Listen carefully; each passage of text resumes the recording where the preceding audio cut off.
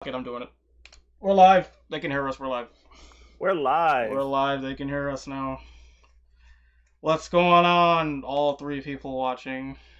We appreciate all three of If you. it was minus one person, I would still appreciate you. So thank you for dropping by. We got a wonderful podcast in store for you guys. Let us introduce ourselves first. My name is DiamondDust132. And I am the Black Otaku. And together we make the Wonder Twins. No, I just made that up.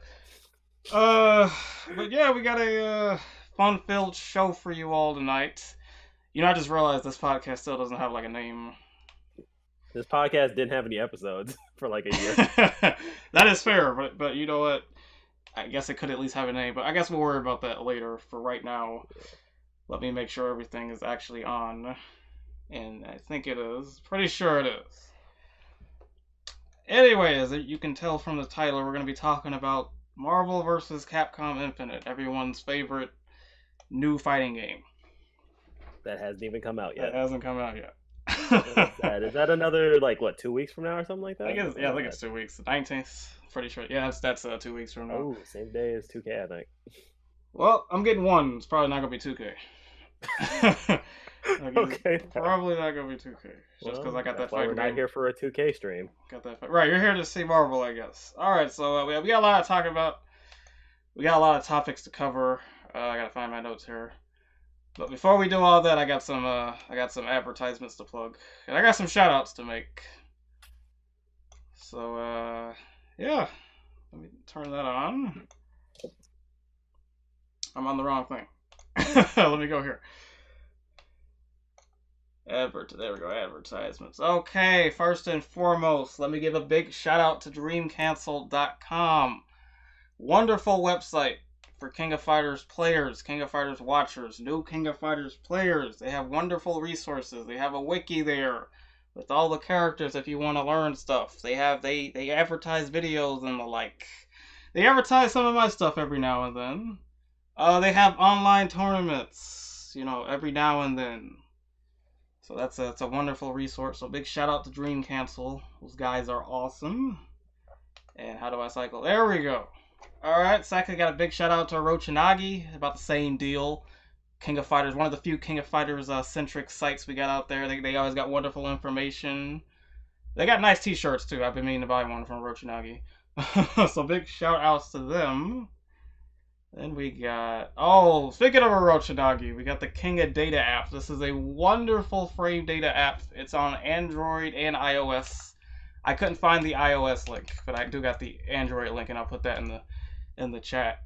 But they are that is a wonderful resource. So you got frame data on your phone. If you ever need to check something out real quick, it's there for you. I use it all the time for my tutorials. That's where I get most of my frame data for.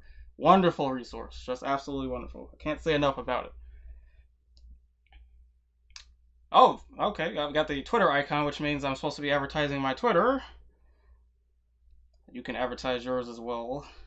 I'm going to put mine in the chat. But yes, please do follow us on Twitter. Thank you, Command. Please do follow us on Twitter. I'm at twitter.com/DiamondDust132. I think he's going to put... I'm going to drop it in the chat. I'm pretty sure I am at the Black Otaku, I think. Let me get that for sure, because there's two of us running around. Not want to plug the wrong one, because fuck that guy. I always tag the wrong one, so yeah. I always tag the wrong one. Black Otaku, BLK. No AC. Much like my house. No AC. Yes, please do follow us on Twitter. Most of my updates are on there, so if I'm for instance talking about a new tutorial, I'll talk about it on there, give any updates on there. He linked his Twitter in the chat just now, so check that out if you get a chance. Yeah, that'd probably be the quickest way to find us or reach us or something like that. I mean, whenever I eventually go live again with streams, they will mostly be advertised there first. True. Or if we hop in and do any group games or anything, both of us will probably plug that on the Twitters as well. Sounds like a plan. Alright, so next order of business. Patreon. I have a Patreon, so I'm going to link that in the chat. Thank you, Nightbot. Yeah, I have a Patreon, so any kind of support I'll take. I'll take 50 cents. Doesn't matter. But yeah, I do got a Patreon. Link is in the chat, so if you want to support me, I'm way louder. Define way louder. Like, I'll turn him up. I don't want to turn me up. Like, you really don't want to hear me loud because my mic will crack. We'll turn him up. Yeah. And then you tell me how it's going. It's nice to have ears on the outside because I can never tell. And I don't want to fuck up the stream. It's still probably in my settings. I just never turn my mic up there. I'll just turn you. It's fine. I'll turn you up. That came out Turn wrong. my headphones up. Turn them headphones up. Turn them up. Turn the music up. Turn my headphones up. Yeah, I got a Patreon, so links in the chat. I don't want to dwell on that too long. I don't want it to sound like I'm begging for money. Let's just move on. No one's begging for money. Okay. I got my latest character tutorial. That's why I had YouTube up. Shit, and I closed the tab. My latest character tutorial for King of Fighters 14, it just came up today. I will supply the link in the chat as soon as I reopen YouTube. Should not have closed it. Could not remember why I had it up, though. They're good tutorials. I suggest everyone check them out. I have yet to really get deep in the game, but I know they're going to be just so useful once I really start playing. I'm trying to stop being a baby fighter, get my skills up. Yeah, I'm getting good feedback on this particular one, so I should have said what that was, so just putting a link. It's porn. It's porn. It's prawns. I mean, in certain ways. So yeah, that tutorial just came out today. Hopefully it'll come in handy for certain people trying to pick up Nelson. Yeah, that just came out today. And I did a solo podcast. Was it yesterday? Day before yesterday? Talking about King of Fighters 14. It's been out for about a year now. I think it was a year like last week or the week before or something like that. But yeah, I was sharing my thoughts about it, and I will put the link to that in the chat as well as soon as I get there. There it is. It's a pretty short podcast. I don't even think it's 20 minutes. But yeah, I talk about some things, share my opinion on the game and how it's gone so far in the year that it's been out. So if you want to check that out, please do. I'd appreciate it. And I'm about to give you the wrong link. There we go. Come on, YouTube. There we go.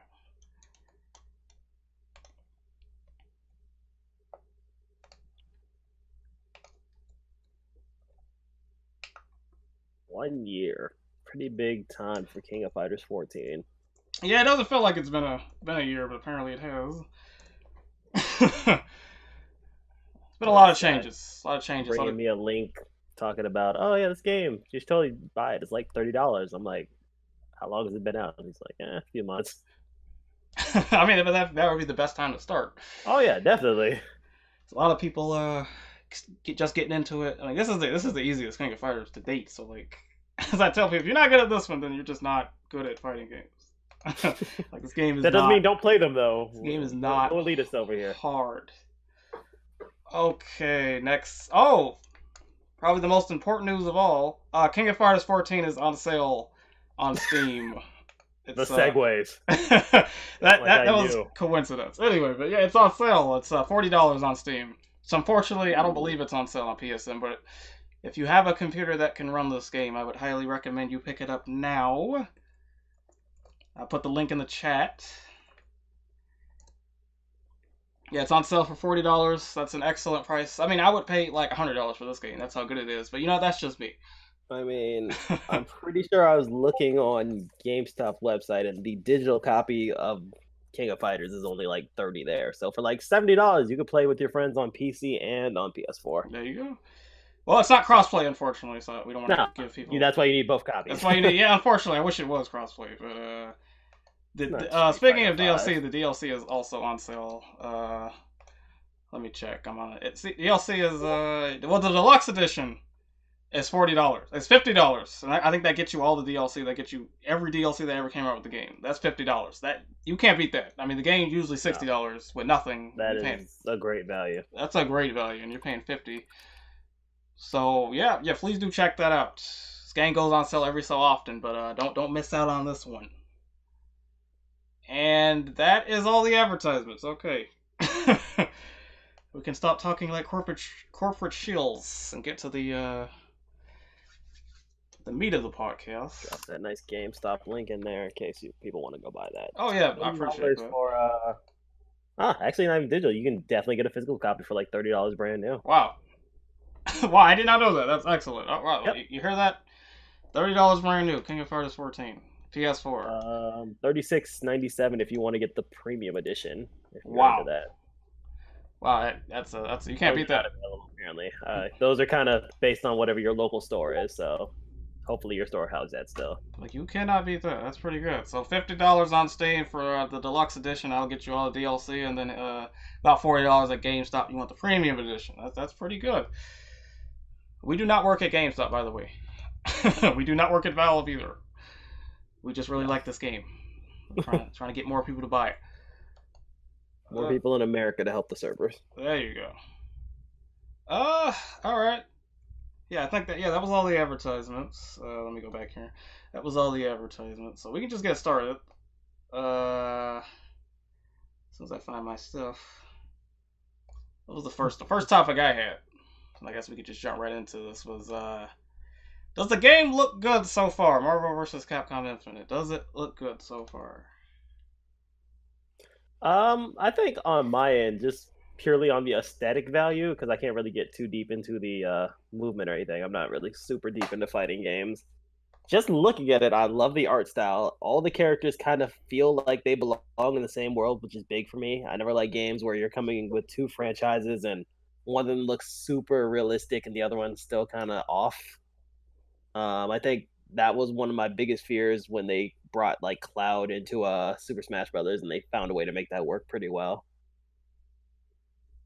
Looks good to me though. I'm really excited to at least watch it be played. That's an interesting point. Almost everyone else is saying that this game looks like a mobile game. Like that's the biggest complaint I get. It has no substance. Marcus actually said that. That was one of the first things he said when the game came out. The game doesn't really have any substance, and he still feels that way. And I can kind of see what he means, because Marvel 3 it had this nice shading, this nice comic book style, and then when you look at Marvel vs. Capcom Infinite, it's just graphics. It's just 3D models. I don't know. There's nothing that pops out about them. I think that's kind of the push, though. Like now with these, new systems and everything. Like what? 3 came out when the PS3 was still pretty dominant, if I'm not mistaken, correct? Pretty much, yeah. Yeah, so I think now everyone's just kind of making this push for like better 3D models and all this hyper realism, but like you can't do that. Like you're not gonna make Mega Man look hyper realistic. So you're kind of stuck in this weird no man's land. See, but if that's what they're going for, then I guess they've already failed, because everyone says this looks like an Android game. So like I mean, look at a game like Guilty Gear. I don't have any footage. I should have had footage if I was gonna make this point. But look at a game like Guilty Gear. Like that game looks beautiful to me. Like and then look at Marvel Infinite, and it's just graphics. Or even Street Fighter 5. I don't like Street Fighter 5. I don't like the way that game looks either. So like I don't know. I need to turn my notification sounds off apparently. So let me do that. That's probably picking stuff up. As far as like the looks, I guess I should probably go back and look some more. Everything I had seen looked pretty decent, but let me check this out. I mean, but I'm the kind of person that can get over graphics. I personally don't think this game looks like a mobile game. I think it looks fair. Yeah. I mean, but I'm a guy who played King of Fighters 14 day one, and that game looked like a PS2 game from the start. Like, I'm not the kind of person that prioritizes graphics over gameplay if the gameplay is good. So if Marvel Infinite's gameplay is good, it looks good. So somebody's got up like 4K HD developer matches, and those look pretty decent. Those look pretty good, yeah. So as long as the game itself is good, I don't really care what the graphics look like. But speaking of the gameplay looks really good. Like, speaking of the gameplay, they went away from the Marvel 3 assists, 3 characters, so it's just 2 characters, no assists, but you can basically tag in your partner anytime you want. That looks pretty interesting. I know some people are bummed out about no assists. I am not one of them, because I always hated. I was always the kind of person I hate blocking like 6 things at once, and like that's how assists were. They were cool, but at the same time, I'm personally not too upset to see them go. So yeah, it's just 2v2 tag system. They kind of brought back some Marvel 2 stuff. You can basically OTG whenever you want. So every character now has OTG. That's good. What every character doesn't have still is a tri-dash. So we got to see how that's gonna work out, because that was a big deal in Marvel 3 movement anyway. I mean, do you maybe want to go deeper into that for the the few people that might be listening that aren't really super into the terms? Yeah, tri-dash. That'd be an air dash. Certain characters. Like Magneto, for example. In the comics he can fly, so they put that into Ultimate Marvel's Capcom 3, so he can not only fly, he can dash in 8 different directions. We call it a tri-dash, ironically, I guess. I've also heard the term 8-way dash. So yeah. The big thing in Marvel 3 was mobility. The better mobility you had, the better character you were. So certain characters like Magneto, I know Dormammu, they could tri-dash. And then characters like Virgil and Dante, they had a teleport move, so they had great mobility. I mean, but at the same time, as characters like Iron Man, he wasn't considered very good, and he had a 8-way dash. But movement is a big deal in that game. They got the titular Infinity Stones that are going to be coming to this game. Yes. Those seem pretty interesting. Just the little effects they've been talking about going through. I think that'll be a pretty fun addition to the game. I mean, I don't know if it replaces X Factor. That's what Capcom's trying to say. I mean, but at the same time, if you ever played Marvel 3, I can't think of too many people that are upset X Factor's gone. But the Infinity Stones look really good. They all do different things. I mean, some of them already look better than the others. Like the Power Stone, I'm not too big on. The two I've seen people key in on, the Power Stone and the Time Stone thing. I don't know about the Power Stone. Time Stone looks kind of interesting. If anybody out there has ever played Capcom versus SNK 2, it's kind of like A Groove. You can basically just cancel the same move into the same move. You can literally just hit the same button until they're dead. So that looks pretty interesting. Power Stone, it don't look bad. It just looks plain compared to all the other stones. Like the Soul Stone brings your partner back to life. The Mind Stone gives you free meter. Which one am I forgetting? It's a big one. Which one am I forgetting? But anyway, it doesn't matter. The stones look pretty interesting, and what's really interesting about it is you could be playing the same character but like a different stone. So that gives the game, the fights, a different dynamic. And I know with the Time Stone, for instance, when you use it, it's kind of like a dash. So that gives like better mobility options to characters who don't have it. So that's a pretty interesting dynamic. Yeah, increase the speed of attack and mobility of characters.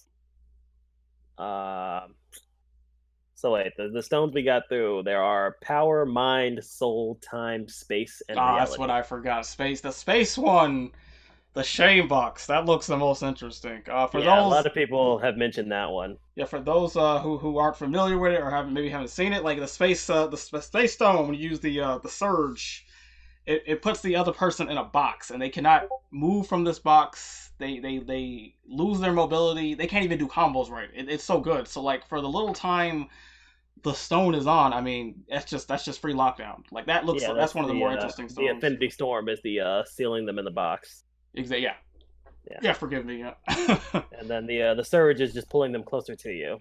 See, the surge looks worthless, but the storm. People are saying it's pretty similar to Magneto's attraction. Yeah, it's basically a storm's foul wind. It's basically the same thing. But that's not why you're picking the stone. You're picking it for that chain box. Yeah, you want the storm. Yeah, you definitely want to lock them in the box. You want that box. So I mean, the stones, they all look good, to be honest. Even the Power Stone.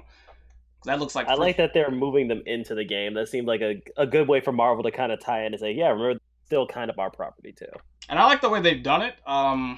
Because I know when they first announced stones, everyone groaned like, oh, not this crap again. For those that played Street Fighter Cross Tekken, that game also had gems. They worked way differently, and they were like less important. But the way they've done it in Marvel Infinite is really good, and I think it's gonna be good. Like I said, you could be playing the same characters, but you have a different stone. It's gonna be good. I'm curious to see which stones are gonna be the best or whatnot. Yeah, I'm curious to see, like, as the community gets into them, which ones are going to shake out to the top and which ones are going to fall to the bottom. Exactly. I still think the Power Stone, I don't know, I just don't think it's cheap enough. It's just, it's plain. It's really basic. Yeah, I don't think it's cheap enough. Make your attacks hit harder, like, okay. And the Soul Stone to me is ridiculous. Because like, you're bring back to life. Like, just bring your party back to life. I mean, it looks ridiculous. Okay, so yeah, I guess we could talk about functions. Did you happen to hear the I don't know if you heard this. Did you hear the Combo Fiend function speech? It's become like a meme. I have not. I've missed it. I don't know why I didn't have a video. Why don't I see anything? Hold on. Uh, Looking at nothing here. I don't want to be looking there. No, X-Men. Oh, this picture's just not loading up. Let me cycle through my. Well, this picture's not loading up. That's fine. I'll just stick to the box art. Anyway, basically the whole speech was, because certain people they're upset about the X-Men not being in the game. We will talk about that later. They're upset about certain character choices. And so Combo Fiend, he basically came and he said, people aren't upset their characters aren't in the game. They're just upset they can't do certain things. Like he talked of the characters as if they were functions. You know what I'm saying? yeah. For instance, Magneto has an 8-way dash. He's not in the game, but we have a character. I think he was talking about Ultron. We have a character in the game who has an 8-way dash, and that started a whole storm of memes, of anger, of comments, because he basically said, you guys don't like Magneto the character. You like Magneto because he has long combos and he can dash all over the place, and like that's just not true. And I don't think he meant it in a negative sort of way, but the way it came off as like you couldn't really take it any other way. Um, I mean, I can't speak for the community so much, but it's not something I see to be incorrect, though. To a certain Um, extent, yeah, I agree. I mean, I get it that yes, there are people who definitely like Magneto, but I relate it to like competitive Pokemon. Very few people play with their favorites. They play with things that do roles. Like you have your sweepers, you have your, walls. You just need something that fulfills that role. Like you're not picking Blissey because you like Blissey. You need a very tough wall. So I get if you take it in that sense, then I might agree. Now there are people who like hardcore. They want to play with Magneto because he's good and because they like that character. Probably. Those are the people who typically play the lower tier characters just because they enjoy them. That's at least what I took from it. I mean, that could be completely wrong. I don't know I Combo mean, Fiends. I don't know if that's how he's getting at it. it would depend from person to person. I mean, obviously, people who played Virgil in Marvel 3, I can't speak for all of them, but they were definitely picking him because he was good. Whether or not they actually even played Devil May Cry, that absolutely is a factor. I think the main thing is day one we don't know who's going to be good. So when you basically say Wolverine's not in the game, but we have this character who does the same thing, so I don't see why you're crying. It's gonna piss people off because, like, to some people, this character is not a function. I picked them because I like their design. I picked them because I liked, their backstory. I actually know where they're from or something like that. So like, it's one of those things you can't speak for everybody. I Because can it's agree like you with said, that. there are people who just pick the characters because they're good. They don't That's care what I where said. they. I'd have to, I don't know much about the tournament scene, so I don't know how many of them are actually playing characters they legitimately enjoy, or are they playing characters that are like good counters? Like, oh, this is a great counter to whoever I'm playing. Well, I can say from Marvel 3, like I said, Virgil came to mind. I mean, he was on a lot of teams because he was debatably the best character in the game. Like I was saying, and most of those people probably weren't picking him because they like That Virgil is and that Devil May Cry. affinity So to Devil May Cry. Like, oh, I like Virgil's the character. yeah, it's definitely sort of like a divided argument. You can make points for what Combo Fiend said, points against, but yeah, Yeah. it just really ticked a lot of people off, and it soured them on a game that a lot of people are already sour about because the roster isn't great. Yeah, I could definitely see that. I don't think he meant to make it an inflammatory statement or Right. try to do anything that he wasn't going out and bashing the game unabashedly and saying, "Oh, I don't think it's good," or you shouldn't care. So much as I think he was kind of boiling down that as a simplification, and you can't like say across the board everyone feels that way. Exactly right. Like I said, you could definitely Yeah, spin it both ways. I Uh, I wonder how. Do you know if he's addressed it since then, or did he just kind of leave it alone? Because I'd like off to the see top if of he my maybe head, I don't tried to think clear they've himself said up. anything more about that. Off the top Yeah. of my head. I don't know. Maybe they attempt to clear it up a little or something. But just off, hearing about it and kind of from past experience, I could see where maybe he was coming from. Well, part of the problem is, and we can actually start talking about that. Part of the problem is they can't outright say why Magneto, for example, isn't in the game. because they can't put Marvel under the bus and say, well, there's no X-Men because Marvel said no X-Men, so whatever. Like they can't do that, so they have to say weird things to get around it, like functions and whatnot. Yeah. So yeah, speaking of the roster, I mean, can this game be good with the roster it has right now? Because like let's all be honest, even I'm the most optimistic type of person about this game. I can get over the characters if the game is good, but like even I can sit here and go like, why did they put such and such in the game? I don't understand. So like, how do you feel? Like, can the game be good, or like, can people get over the fact that the roster isn't great? Um, I believe if the game itself still functions well and plays well, people can kind of get over characters not being in there or characters that they want to see if they can find something they're willing to play. Right. I think at the end, it's still going to come down to gameplay. You could have the best roster in the world, but if your game is trash, no one's going to play it. And while the roster does a good job of bringing people in the door, if you can get them past missing characters and see that it's a great game still, then you'll be able to retain them. You know what? My sentiments exactly, pretty much. I just think Capcom hasn't done themselves any favors. The way they've handled the game, the way they've marketed the game. We had the Day One DLC. We will talk about that later. Personally speaking, I can, like I said, I can get over the roster because the game itself looks really good. Like I plan on making tutorials for that game once I get my hands on it, so I can personally get over it.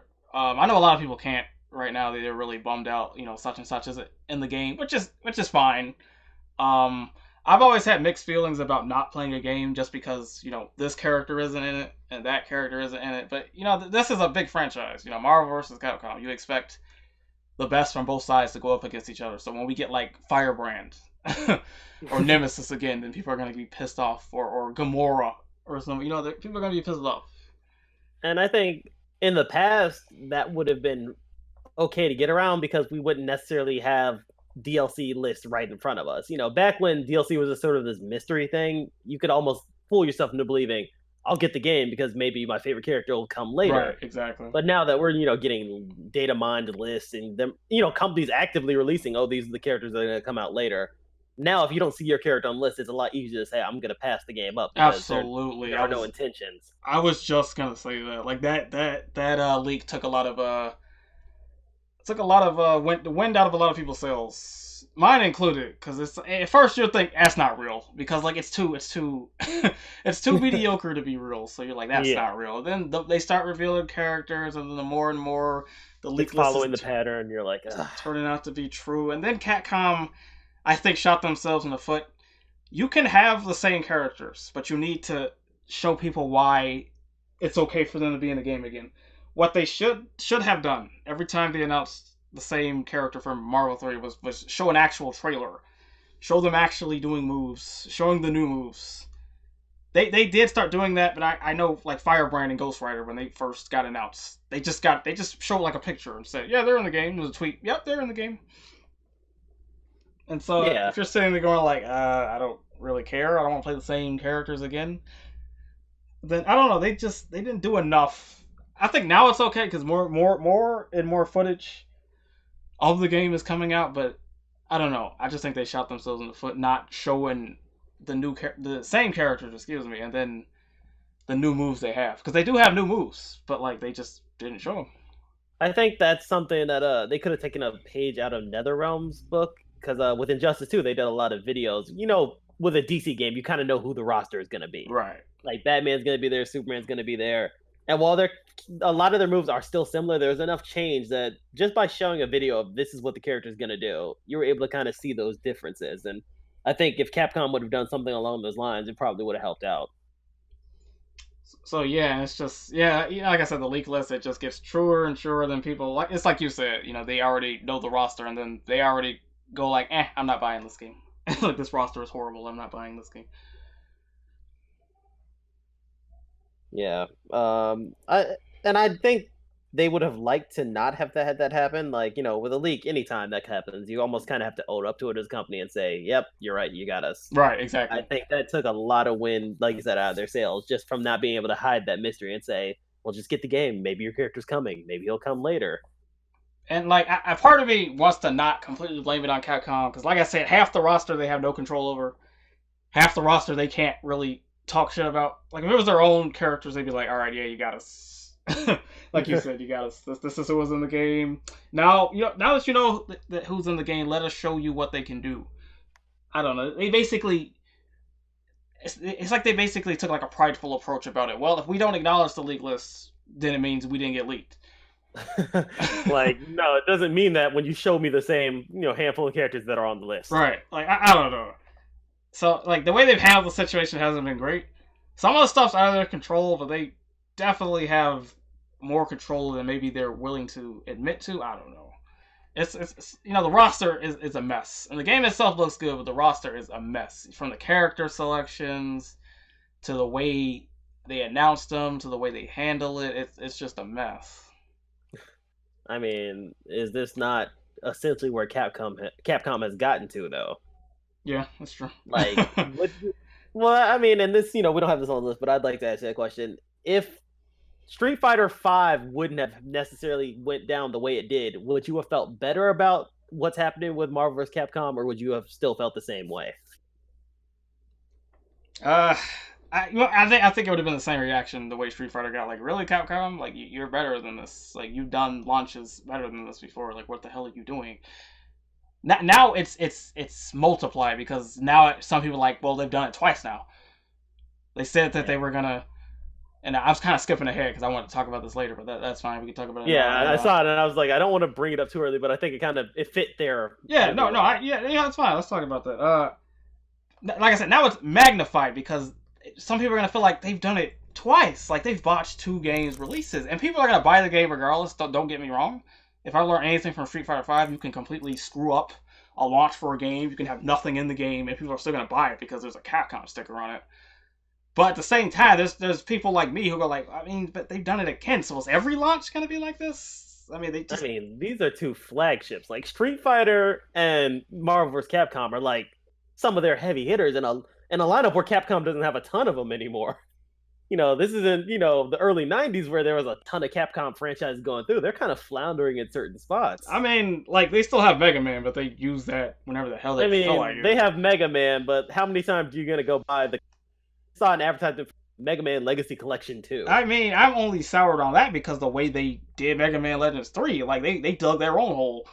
Like, I'm pretty sure people would happily buy Mega Man games if they didn't dig their own hole and, like, cancel Mega Man games they'll always sell, right. But like they keep putting themselves in bad spots where you're like, all right, well now you've messed up Mega Man. Well, now you've messed up Street Fighter. Now you're messing up Marvel vs. Capcom. Where does it end? And it's like I said, because it's Capcom, like I said, from what I've seen from Street Fighter V, I mean, they're going to make money from selling the game. Well, maybe not as much money from selling the game as esports, but like esports, they're always going to have a presence there. Like, well, yeah, they've got a locked in 2 stages basically. Like, you're gonna get a Street Fighter stage and you're gonna get Marvel vs. Capcom. Like Marvel Infinite is already locked in for Evo for the next 5-6 years, or however long until the next game. Like that's already that's done. Just Infinite. That's not counting whatever stage they still are gonna throw 3 on eventually. Like, it's not gonna go away. No, I don't think so either. I really don't. Yeah. So you've got to take it up at least 2 slots. And so, like, they're good on that, but at the same time, this is now 2 games releases you botched for weird stuff. I mean, and then the DLC thing, I think I'm skipping ahead again. It doesn't really matter. I mean, we're already out of order. That technically came before the Street Fighter V spot. And then the DLC thing, let me get the damn picture up. This really pissed a lot of people off. Like, for good reason. I mean, look at the screen right now. I mean, how do you announce DLC for a game after the first trailer? Try not to curse, but like, how do you announce DLC for a game after the first trailer? Like, how the fuck does that work? I did it anyway. How the fuck does that work? That bothered the hell out of me. When I first saw the trailer, I was like, oh, this looks pretty hype game. And then we get to the end, and then it's featuring Sigma, 6 costumes, 6 DLC characters. Like, really? I know nothing about the game. There's 4 characters in the game. Are you serious? Why is Sigma DLC? He's a part of the story mode. That'd be like if Ultron was DLC. Like, okay, like you can tell by the sound of my voice, this really irritates me. I'm the kind of person, I've just accepted DLC for what it is. You have a choice. You don't have to buy it. You can be mad about it, but you don't have to buy it. But doing it like this, How are you gonna sell? This is a problem I have with Street Fighter V too. How are you gonna sell me 6 characters I don't know who they are? That's like going to like a car dealership and like maybe it comes with a steering wheel, maybe it doesn't. You just gotta buy the car to find out. I don't know. Like, how are you gonna sell me 6? Well, I guess now it's 4 characters because we know it's Sigma and Black Panther. Like, how are you gonna sell me 4 characters I don't know? Like, Street Fighter V does this bad too. Like, buy our season pass. Akuma's in it, and then you get 5 other characters, and then you just gotta see who it is. Like, I don't like that. Like, I don't want to play this mystery game with like my money. Like, I want to know who it is from the start if you're gonna advertise this shit. See, and it's funny because like I had a couple games already picked out for that, but the way you just described it made me remember I was in this exact same position when Injustice 2 came out. Yeah, yeah. They released the base game for like 60. Then for 80, you got, I want to say, 3 of the characters that were coming for DLC. And then for like a full 100, you got like all of the characters that were coming, which I think is like 9 total or something like that. And I was just sitting there like, why am I paying another tier just to get all the DLC?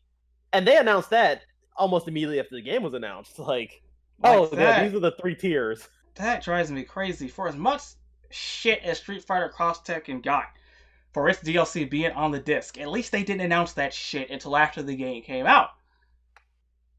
Like, how are you going to announce all this DLC after the first trailer? Like, really? The deluxe edition? Really? You should be worried if people even buy this goddamn game. Like, what? I mean, and that seems to be the standard now. The 2 examples I did pull up, with Destiny 2 that just released, I want to say today exactly, their DLC is already planned to release the first pack in 2 months. So you're telling me I'm going to play through the entire base story and get this DLC in 2 months when you probably could have just included that in the game if it's that close to being ready. Or at least tell me what the damn DLC is. Jeez. I think I think they tell though. That's the one thing that most companies are doing that Capcom. I don't know, man. I just got this gripe. How do you announce DLC and the game's not even out? It's not close to coming out. I don't know, man. That's just you want me to pay more? They've already announced the Call of Duty World War II. That is supposed to come in November, I think. And their first DLC pack is going to come in January. And they're suckers that just keep buying the crap. So, like, of course they're going to keep doing it. Do you blame the companies? They keep getting money from it. Money. I don't. It's money. Like, I mean, to me, you're selling me... What it sounds like to me is you're selling me half the game. When you announce it before the game comes out. Like, you're selling me half the game. Like, I mean, and I have nothing against DLC if it takes time. If you come to me, like, 3 months after the game came out and it's like, oh, we have DLC now. But, like, to tell me up front there's going to be DLC in 2 months, that makes me know you could finish it. Like, you could just delay the game for 2 months and then release the DLC. Like, I understand release windows. I get that companies have times where they have to push games or they're not going to make money. But then don't tell me DLC is coming in 2 months. That just makes me know that you could have finished it. So that's how I personally take it. I can't speak for everyone out there. You all might disagree, that's fine. But I take it as you're selling me half the game. And I don't like that. So I don't know. In this particular instance, it really... And they did the same thing for Street Fighter V, basically. And everyone was pissed off about it. But Capcom's still doing it. So no, they haven't learned their lesson from Street Fighter V. I mean, I guess for Season 2, they at least announced Akuma first. But I think... For Season 1, they didn't announce anybody. You just had to pay for it, and you got 6 characters, and whoever they were was whoever they were, and you paid for it. So hopefully, and one of the biggest problems was they had no communication. So you didn't know who the hell was coming out until like maybe the week before they came out, or maybe 2 weeks before they came out. You didn't know who the hell you had paid for. Mystery game. So hopefully this time, with the way they're doing it, hopefully they at least tell you in advance. I'm just gonna throw out a name. Deadpool's coming. I'm not saying Deadpool's gonna be in the game. That's the first name that came to me. Deadpool's gonna be DLC. So like for all the people that bought the season pass, that's who's coming out. Deadpool. He's coming out next month. So that gives you a month of hype. You know, not that 2 weeks before. That drives me crazy. Yeah, no, and I think this is honestly getting to be more of the standard and not an outlier, because I feel like Dragon Ball Xenoverse, at least the first one, did that same thing where like they didn't really release who's going to be in the DLC packs until I want to say like a couple weeks before it came out. And you're just like, why did I buy this season pass and I don't even know like what's That's what I'm saying. If you're gonna sell a season pass, I mean, I still think it's scumbaggy to release season passes or that kind of stuff for the game you came out. But at the very least, tell the people what the hell they're buying. I don't know. That's 4 characters out of 6. In this game, we don't know who the heck they are. Maybe Monster Hunter and Venom. So I just thought about it. The link. If the leaks are right like they are, then maybe. But like but that's from a leak. That's not from Capcom's lips. That's different. It's not Capcom saying, yeah, Monster Hunter is gonna be in the game, Venom's gonna be in the game, Winter Soldier's gonna be in the game. Like that's from leaks. Like what? I don't know. Yeah. I don't even know, but like I don't like the process, but I feel like it's gonna be here to stay. Like we can fight it as gamers, and we should be doing that. I mean, but there's no guarantee they're actually gonna like make a change. I mean, the easiest thing is stop buying DLC before the game comes out. Stop buying pre-orders if it comes with that kind of stuff. But I mean, you're never gonna get enough people to do that. So like, it's like you said, whatever. And like I said, it's Capcom, so they've already gotten away with it with Street Fighter V. They'll get away with it in Marvel Infinite. Even if people like me, I'm not the only one who's complaining about this kind of stuff. Even if people like me complain enough, they're not gonna stop. I mean, because quietly, the base game, the price of a game has now gone up, and like it hasn't officially gone up, but now you're almost forced to pay $80 to $100 to get a full version of a game. And as long as they're gonna do that, and as long as they keep not openly like putting a $80 price tag on it and saying, "Oh, this game on the shelf is $80," people are gonna keep thinking they're getting a value. Yeah, like you're not really getting a value. You've just already admitted that games are $80. But my argument is I don't mind paying for extra optional content to the game. Just sell it to me after the game came out. When you sell it to me before the game came out, it makes me feel like, well, I'm buying half the fucking game. That's how I feel about Marvel Infinite, because I'm probably not. If you're gonna do that to me, then do it. You almost got to go the episodic way and just say we're releasing things on like a schedule. Right. At least then I feel better about buying parts. That's actually an excellent idea. You say, you know what? 3 months after the game comes out, or 2 months, I don't care, Sigma comes out. But like, you can't buy him now. You just gotta wait those 2 months. So enjoy the game for now. Worry about the DLC later. If they just did it like that, I'd be a lot less. Because I don't mind paying for optional extra content. When you sell it to me before the game comes out, it just feels like I'm buying half the game. That's how I feel about Marvel Infinite. I'm probably not buying these 6 characters, not at launch, because the base game is gonna be $60. Yeah, I don't want the whatever the edition with the figures and the stones. I don't want that. I don't collect that kind of stuff, so I don't want that. I don't want the deluxe edition because like I shouldn't have to pay extra for like content that's in the game at release. So I don't know. It's a screwed up situation. Yeah, and there's sadly I don't think there's any fixes in sight unless you could get the entire industry of like fans to be like, we're not buying DLC, and there are too many people who are like married to the idea of buying DLC. So many people go like, yeah, that's fine, I don't care. Whatever, just tag it on. Too many people showing up to GameStop and they're saying, oh, you want to buy the DLC, the season pass? Yeah, just go ahead and add that on there. I don't care. And like I'm guilty of it. I've done it before. Me too. That's what I'm telling you before. With, like money in hand and been like, yeah, go ahead, add the season pass. I don't care. I didn't do it for Street Fighter V because I just couldn't believe they were trying to sell me 6 characters, and I didn't know who the heck they were. I don't know. It was just weird to me. Like I would rather know because if I had bought it, then I wouldn't have. I don't play Street Fighter V anymore. But when I did, and they revealed all the characters, I wouldn't have played any of them. I didn't like any of the Season 1 characters. So I would have wasted money. If you had just told me from the start, they wouldn't have been as pissed off as they were.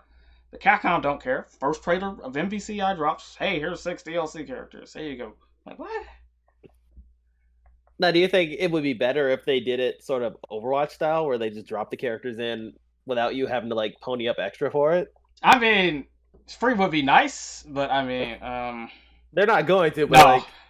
I don't know. Because, like I said, I personally don't mind paying for extra stuff. I mean, that's the thing. I wouldn't mind if, like, they hit me up and said, hey, so this game's going to cost like $75 at launch, but you get these characters. Like, you don't have to worry about paying anything else after that. I mean, you know what? Let me pay for it up front then. But, like, don't give me, like, oh, it's going to be these random characters for like $30. Like, no. I mean, you could go with the Street Fighter V route. I mean, as much as I don't like that game, I do like the fight money idea. Yeah, I do like that idea. That play you can the game unlock it if you really care. Right. If you play the game, you can technically get the characters for free. And they've made it easier to get fight money. That's a good system. I don't expect every company to do that because that's kind of crazy when you think about it. Like, you're giving me free stuff, basically. If they did it like that, then it'd be okay. But I don't know. Like I said, I don't mind paying for it. I can't realistically see any situation where they give that stuff out for free, like without some sort of fight money system in place. And I can still hear my notifications. What the fuck? But anyway, yeah, I don't know.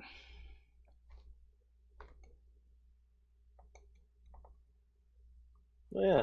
All right. So I think we've exhausted it on DLC. Do you want to move back Oh up the my list? god. I mean, We could be here all day going off on I'm DLC. telling you, it kind of got off topic. It turned into like the industry in general. But like, I think Capcom does it. There's some of the worst people in terms of like DLC. Because they seem comfortable realizing that they're gonna make all their money off core fans and like the community. Like they are no longer chasing the casual fan, the person who's just like, oh, I really want to play this I would game. disagree with that to a certain extent. They tried it with Street Fighter V. They did it in a weird way because they thought casuals wanted an easier game. When casuals just want to play arcade mode or like survival, they want like one player modes where they don't get bodied by people that have been playing the game for years. And so they've kind of done that at Marvel Infinite. I'm assuming it has an arcade, like it has a story mode. Maybe it has survival. Casuals want arcade and they want like local. Because casuals, you want to be able to like throw in with your friends, but you don't necessarily want to hop online. And I was discussing this topic in my King of Fighters podcast. Casuals, they don't want an easier game. They just want to win without having to put in the work. So this game to me still looks hard, even though they simplified stuff like Dragon Punch motions and supers, and like there's no assist to worry about. But like casuals don't care if the game is easier. What they care is if they can just body people for free. So what happens? At least have a good fight without getting bodied.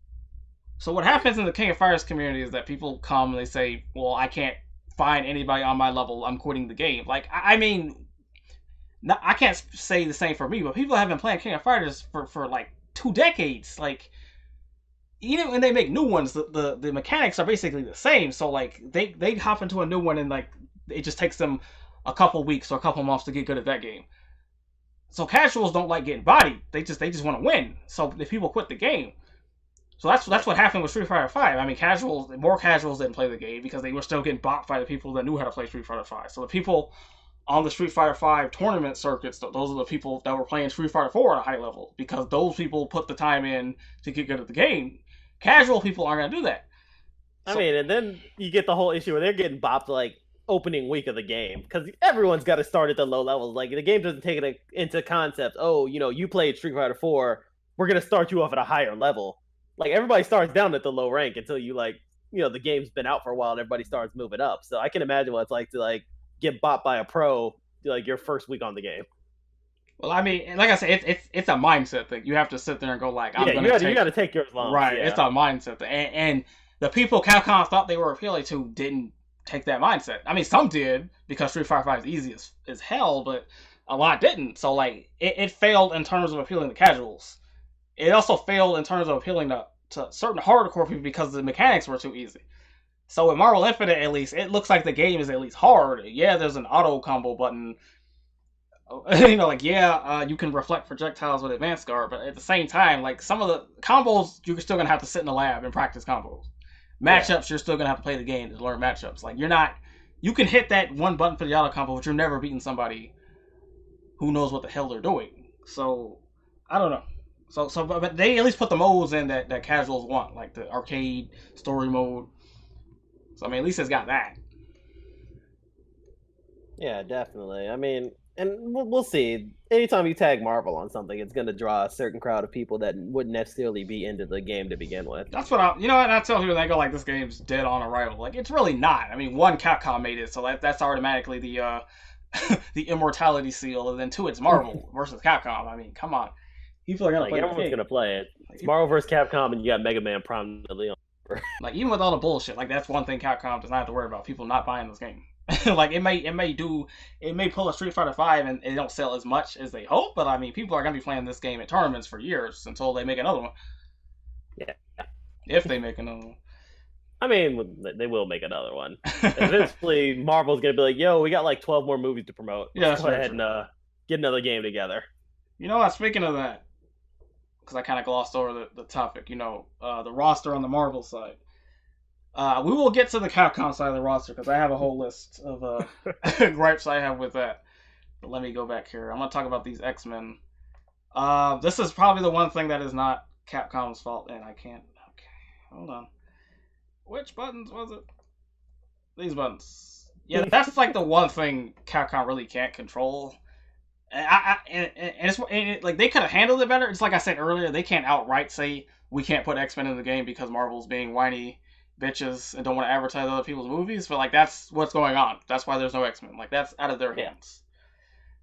And so you got nothing but Marvel Disney friendly movie characters like Doctor Strange and Dormammu and who else is in the game? Iron Man, all the Avengers basically. You got all these half of the Guardians of the Galaxy. Yep. Literally half of them. So that's why they're in the game.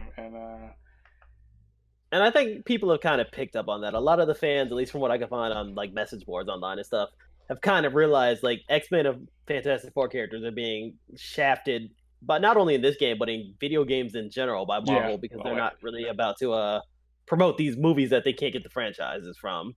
Like they're really hoping if they just screw Fox enough on what they can screw them on, they're gonna give these characters back, which is probably never gonna happen. I don't know. It's still like the Fantastic Four is still X-Men. Like who's not gonna watch an X-Men movie? So like that's a losing. Like they could be bad. Like they've attempted to kill, and shout out to Fox. They've attempted to kill the franchise themselves. And they just can't do it. Oh, X3, anybody?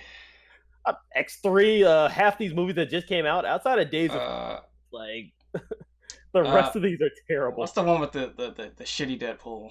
The X-Men movie. Oh, that's Wolverine Origins, which is surprisingly a very good game. Like that goofy stuff. That's probably the last X-Men game that came out that was really good, though.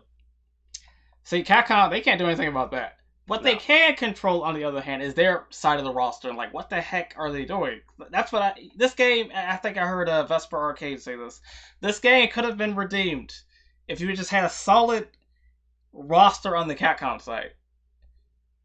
People would have still been mad that there's no X-Men, but at least we would have had a good selection of Capcom characters. Instead, we got Firebrand again, and then we got Spencer again. See, now, we can get into this now, but I'm gonna fight you on Spencer. I mean, he's from an obscure game on the PS3 that nobody played. I get that the original Bionic Commandos, nobody except for me, and the remakes, I guess, are somewhat popular. But like, there is no justification for putting Rad Spencer in a Marvel game in 2017. Other than you enjoy deep cuts, and I do love deep cuts of characters. Like that was out of nowhere. They were just like, "Yo, we have this character. We're throwing him in here. I will fight you over Spencer." All right, before I feel like we had this conversation when they first announced it. We're like, "Why Spencer?" I'm like, I mean, but at least in that game, he was new. He had never been in a Marvel game. There was no justification for putting Spencer in a Marvel game in 2017 when Capcom has other IPs they could use. But before we continue, I need to look at my topics, make sure I didn't skip anything. Is there anything else you want to talk about besides the Capcom characters? I want to get to that, but I don't want to jump into it. Do you want to talk about the abandonment of the game now, or do you want to do that at the end? How do you want to do that? We can talk about that. Yeah, I mean, it got leaked actually that Marvel is gonna have some sort of e-league like Street Fighter 5. Am I saying that right? Some sort of league, like a pro series. Yeah. I'm gonna say a pro series. Yeah, they're gonna have that. So as long as they keep supporting that, and as long as Marvel doesn't pull the plug, it's fine. I don't think. Yeah, it should be supporting this game for a while. I think so. I mean, but if the Marvel community has proved anything, they will support a game that the developer doesn't. So even if Capcom says, whatever, or Marvel says, you can't touch that anymore, I mean, they're still going to play Infinite for like 6 years. I mean, I basically said Marvel's kind of inclined to let Capcom just run the game after the release comes out. So as long as Capcom wants it to be popular, Marvel's not going to stand in the way. They're going to be like, all right, just do your little game thing on the side while we work on these movies. And that's good to hear, because in Capcom's defense, I absolutely believe they wanted to patch Marvel 3 and they just couldn't. They had to stand on the sidelines and just watch as Virgil took over the metagame. Yeah. Like I fully believe they wanted to patch and they just couldn't. So I think like Marvel is willing to let them do it. So as long as Marvel doesn't we don't care. Yeah, as long as Marvel doesn't get in the way, it should last a long time. I mean, it looks good. I don't think they will. I think they're too busy worried about the Telltale. That seems to be the route they're going, and then they've got the partnership with Square Enix they're going to be focusing on too, so maybe they'll leave Capcom to work on their own little thing. Huh, that's interesting. They'll come back every now and then. Oh yeah, we're making making another Inhumans movie. Throw like 6 of them in there. Make a new version and throw some more characters in there. Now that you said that, I wonder if they would make an Ultimate Marvel vs. Capcom Infinite. Because I know with Street Fighter Five, they're saying they're not making a super. They're like they don't want to do that anymore. I And they're mean, have, that's what they say now. yeah, Until 2019, there's an announcement for a super coming out. yeah, I agree. Yeah, I was about to say the same thing. Like So I Capcom's guess not dumb. They're not turning down more money. so if they're sticking to their guns, then I guess we'll just have one version of I mean, Marvel Infinite. this is a company that licensed what is it? Super Mega Ultra Street Fighter 2 2005 to the Nintendo Switch. Like they'll do whatever it takes to make money. That's you know what that's a very good point. Like I don't know who was asking for Street Fighter 2 on Switch, but here we go. All those Nintendo Switch fans. Here we go. I don't know. So that's a weird situation. That was all the topics. Like I said, I wanted to talk about. I think we covered everything. Yeah. So if you had anything else, no, I think everyone's waiting to get into these characters. Oh god, okay. I've been waiting for this. I've been waiting for this, y'all. I know you have been resting all day, getting ready. Like y'all got a sample with that Spencer stuff. We're gonna talk about somebody. I'm not okay. Let me set some rules. I'm not talking about the Marvel side because once again, Capcom has like no control over that. So like whoever's in the game, that's beating a dead horse. We have some stuff for the Marvel, but it's not going to be about the roster as it is now. But the Capcom side, on the other hand, that's a completely different story. They have full control over this, and they chose the characters they did. Some of them are fine, some of them are absolutely not fine. So we're gonna go down the list. I got a list of characters on the Capcom side. I'm missing everybody but Arthur, but I'll explain why once we get through this. So we're gonna go through every character, and then we just gonna talk for a while on them until we go to the next one. Alright, so I got Chris Redfield on the screen right now. I do not like this. I do not like this. It don't help that he's literally just copy and pasted from Marvel 3, but they got so many goddamn Resident Evil characters they can use. I'm just gonna throw one out. Leon. Leon I think that's Kennedy. The first one everyone goes to. Yeah, Leon S. Kennedy. They could have just literally just replaced him with Leon S. Kennedy. We could do this back and forth. We can go put Barry in the game. Put Claire in the game. You know what? Claire Redfield in the game. Like I don't know. They could have. Who's the guy in the new Resident Evil? I was gonna say technically the main character is Ethan, but you never see him. I don't think, or if you do, it's very quickly. So I'm fine with them not putting him, and they could leave Chris. The thing is, I don't want to the game's been out for a while, so fair spoiler alert warning. Once you get to the end of the new one, another character that works for Umbrella, and he says, "You can call me Redfield." He does not give a name. We don't know if he's Chris. People assume he could be. He might not be. He's a lot younger and skinnier than Chris. Okay, but I think they could have definitely thrown that character in. Like that would have been cool. Instead of doing base Chris Redfield, just give us this character from the game you just put out like last year. See, if it was Chris, then okay, that would be fair. Like you're trying to advertise a new game, that would be fair. It's probably not Chris, and if it's not Chris, then he's like more blonde. He's way like less buff, and he just gives the name Redfield, but never mentions like Jill at all. I mean, they have so many Resident Evil characters they could have used, and they just because they attempted to tie the new one to like all the other ones, which is why people are like, oh well, if you're tying it into the main series, why is he working for Umbrella?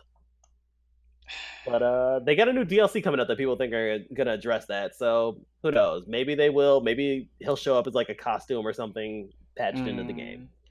But I think that was a missed opportunity to. I agree. Like Chris, and you're like you just put it in there.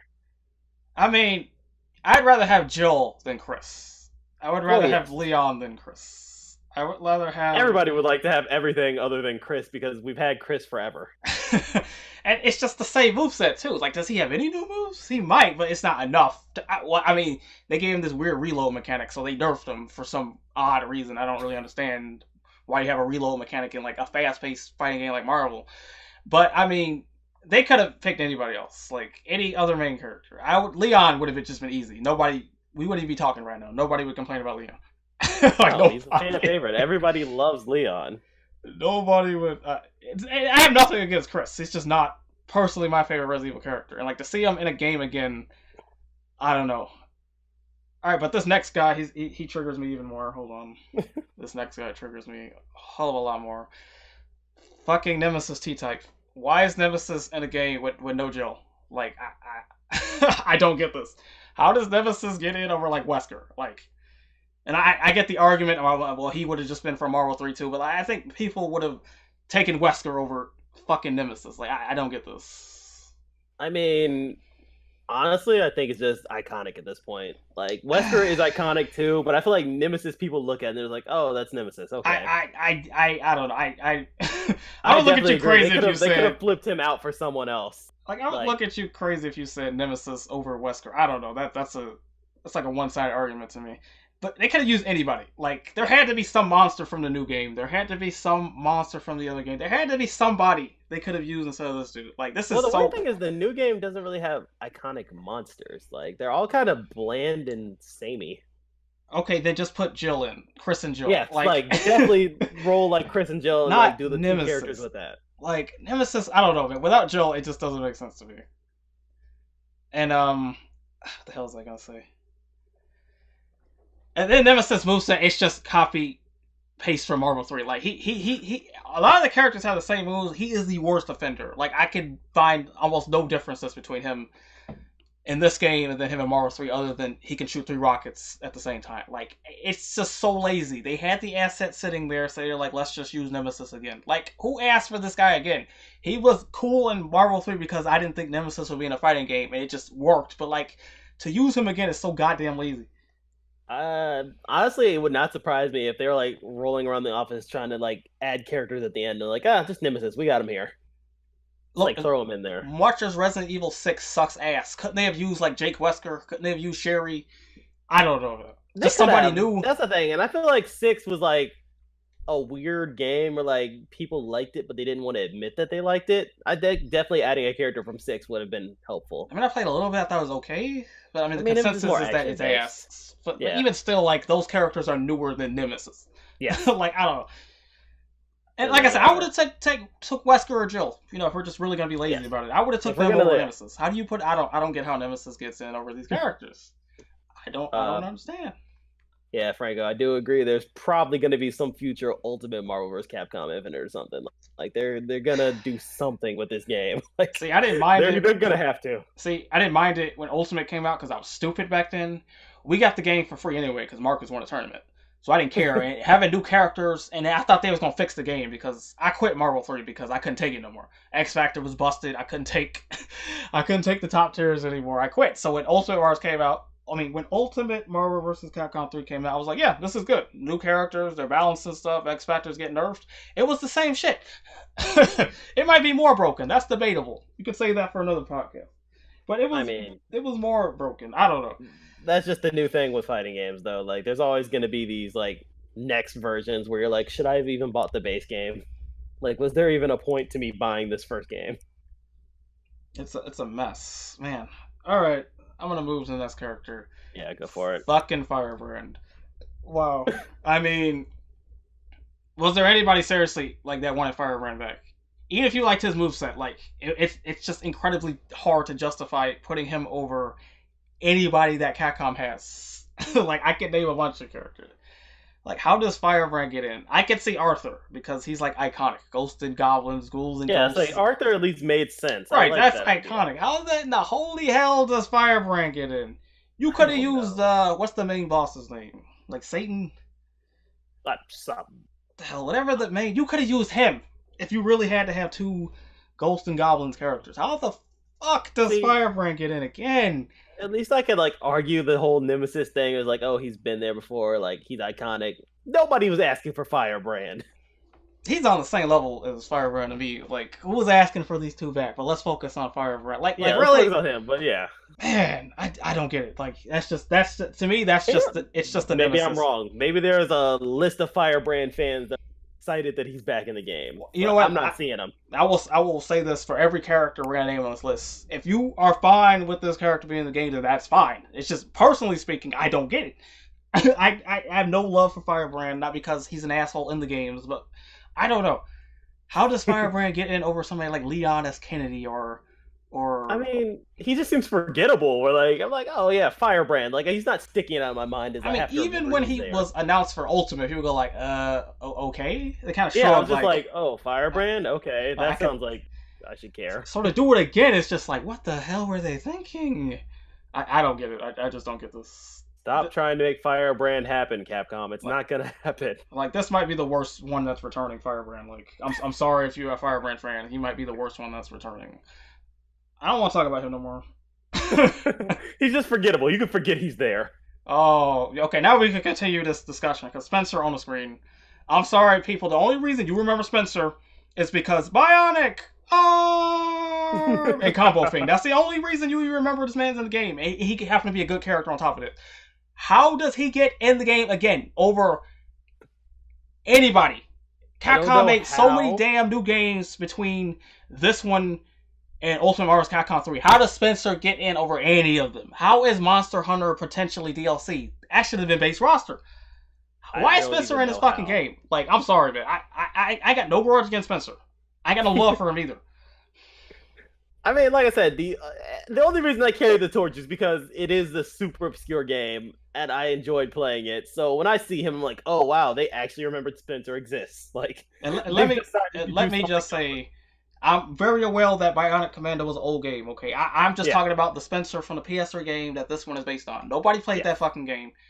I played that game. I didn't even know it existed. I didn't know where the hell Spencer was from.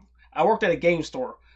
I think months after Marvel came out, I saw the game Bionic Commando on PS3. I was like, "What the hell?" I did not know what game this man was from. And see, it's funny because I didn't play any of the original ones. Like the first experience I had with it was the PS3 one, and that's why it stuck out to me. And then to see him in like Marvel games, I'm like, "Oh, okay." Okay, they're like trying to pretend like this character was like big name. I'm saying, putting him in but putting him in Marvel 3, that's absolutely fine. He had never been in a fighting game before. He got the classic costume. That's fine. But putting him in another game, no, you can't do it. This is not Ryu. This is not Chun-Li. There is no excuse for putting Spencer in a Marvel vs. Capcom game in 2017. Who coming back next? Hayato? I don't know. All of my Spencer fans stand up. We must be heard. I don't get it. This is on the level of Firebrand. Those are the two. If you can waste a slot in a fighting game, I believe in that. If you can waste a slot in a fighting game, these two are wasted slots. Like, I'm putting a challenge on Capcom now. Remaster that PS3 game. Make it better. You can't remaster trash. I don't get it. I don't know. I just don't get it. I mean, like I said, it's an irrational love, but I will love this character no matter what. It's irrational, and I can people even remember him in Marvel 3 because he happened to be good. Combo Fiend and Bionic. Oh, that's the only reason that we even care about Spencer. And there's people who played that game is going like, why the fuck is Spencer in the game? So it ain't even just me. Oh no, I definitely can agree. Like I said, it's irrational. Not just. Damn it, I'm happy to see him there. I don't know. Running my blood pressure up. I'm about to move to the next character. Okay. Dante. No complaints. You can't not put Dante in a fighting game at this point. You gotta have him. He's too cool. Like I said, the only thing I really was like they missed out on is they could. I like DMC. Like I like the what do you want to call it? The remake, the new game, whatever they called it. Yeah, I enjoyed that, and I didn't understand the hate for that Dante, other than him not being classic Dante. So it's just the design. He looks like an emo guy, and then. So I think I would have liked to have him in the game since we've already had like regular Dante in a game anyway. Like put him in there as like the DMC Dante. I mean, I would have took it as a skin. Shit. Oh yeah, it can always be a skin. I just think in general, like, I always hate that idea of like, oh, we hate this character. Why? Well, because he's not the character that I'm used to. I mean, people just like this design better anyway. He looks cool. He acts cool. This Dante is obnoxious as fuck to me. Like even when I was a kid playing Devil May Cry, I thought, man, this dude is really obnoxious. I don't like playing against him. That's because this Dante we've had forever. If it was flipped and like this Dante was DMC and the other one had been the Dante everybody, people would have been like, oh, I fucking hate this white-haired Dante. What the hell did they do to him? He looks emo. He looks dumb. Yeah, I can agree with that to a certain extent. I think it's just people who like enjoy things that are, familiar to them, and that Dante wasn't familiar. But I mean, yeah, Dante's fine. You can't not put him in a fighting game. I know someone suggested Nero. I would be fine with Nero, but not fine with that too. Not replacing Dante. Like if they were both in the game, an additional character, right? Like people would lose their shit if Nero's in the game and not Dante. Yes, because Dante's got to be in the game at this point. Like, I can't imagine them releasing one of these from like now on without Dante being there. That's what I'm saying. Like I don't see it. So Dante gets the thumbs up. So we can go ahead and move on. Morrigan. Same deal as Dante. She's always going to be in a versus game. I mean, I don't need to have her not be in there, but at this point, like, she's going to be there. Like, that's what I'm saying. Like, she's been in like you can peg half of this roster just with your eyes closed before you even know the game's coming out. Oh, what are you gonna put in the game? Morgan. Insert other characters further down this list. I mean, I'm a big Morgan fan anyway. I play her. I know I Oh, played of her in course you do. Tatsunoko versus Capcom. I tried to dabble with her in Marvel 3. She was kind of hard on that one, but Don't bring that game up. It's just gonna make me sad. We'll never get another one. Tatsunoko versus Capcom. Yeah, we're just gonna make me sad. We'll never get another one. So just... I mean, the rights are so stupid. Like, I think that's the only reason they exactly. haven't like remastered it for like PS4 or something. Like the rights, they have to be expired by now, and it's just too much of a headache to get it To back get for them all together. characters no one knows who the fuck they are anyway. Yeah, basically. But yeah, she's there. She's gonna be there. I have no problems with her. It's Me just, neither. I'm just like, okay, it's a character I know is gonna be there. Yeah, Morgan gets the thumbs up. Okay.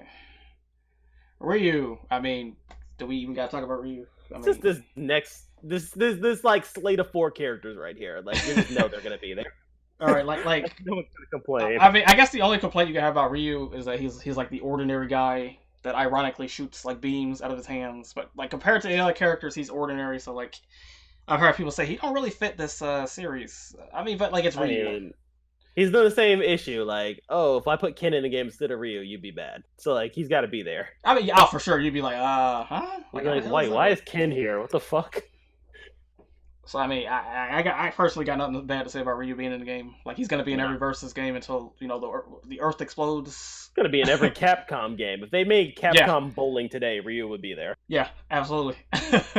He's almost the mascot at this point. I've never seen someone. Yeah, I've never heard someone say I hate Ryu. The fact that Ryu is in the game, like those bastards at Capcom. Ryu is almost on the level of Mario at this point. Like, right. He's got to be there. All right. So next is Chun-Li. Same.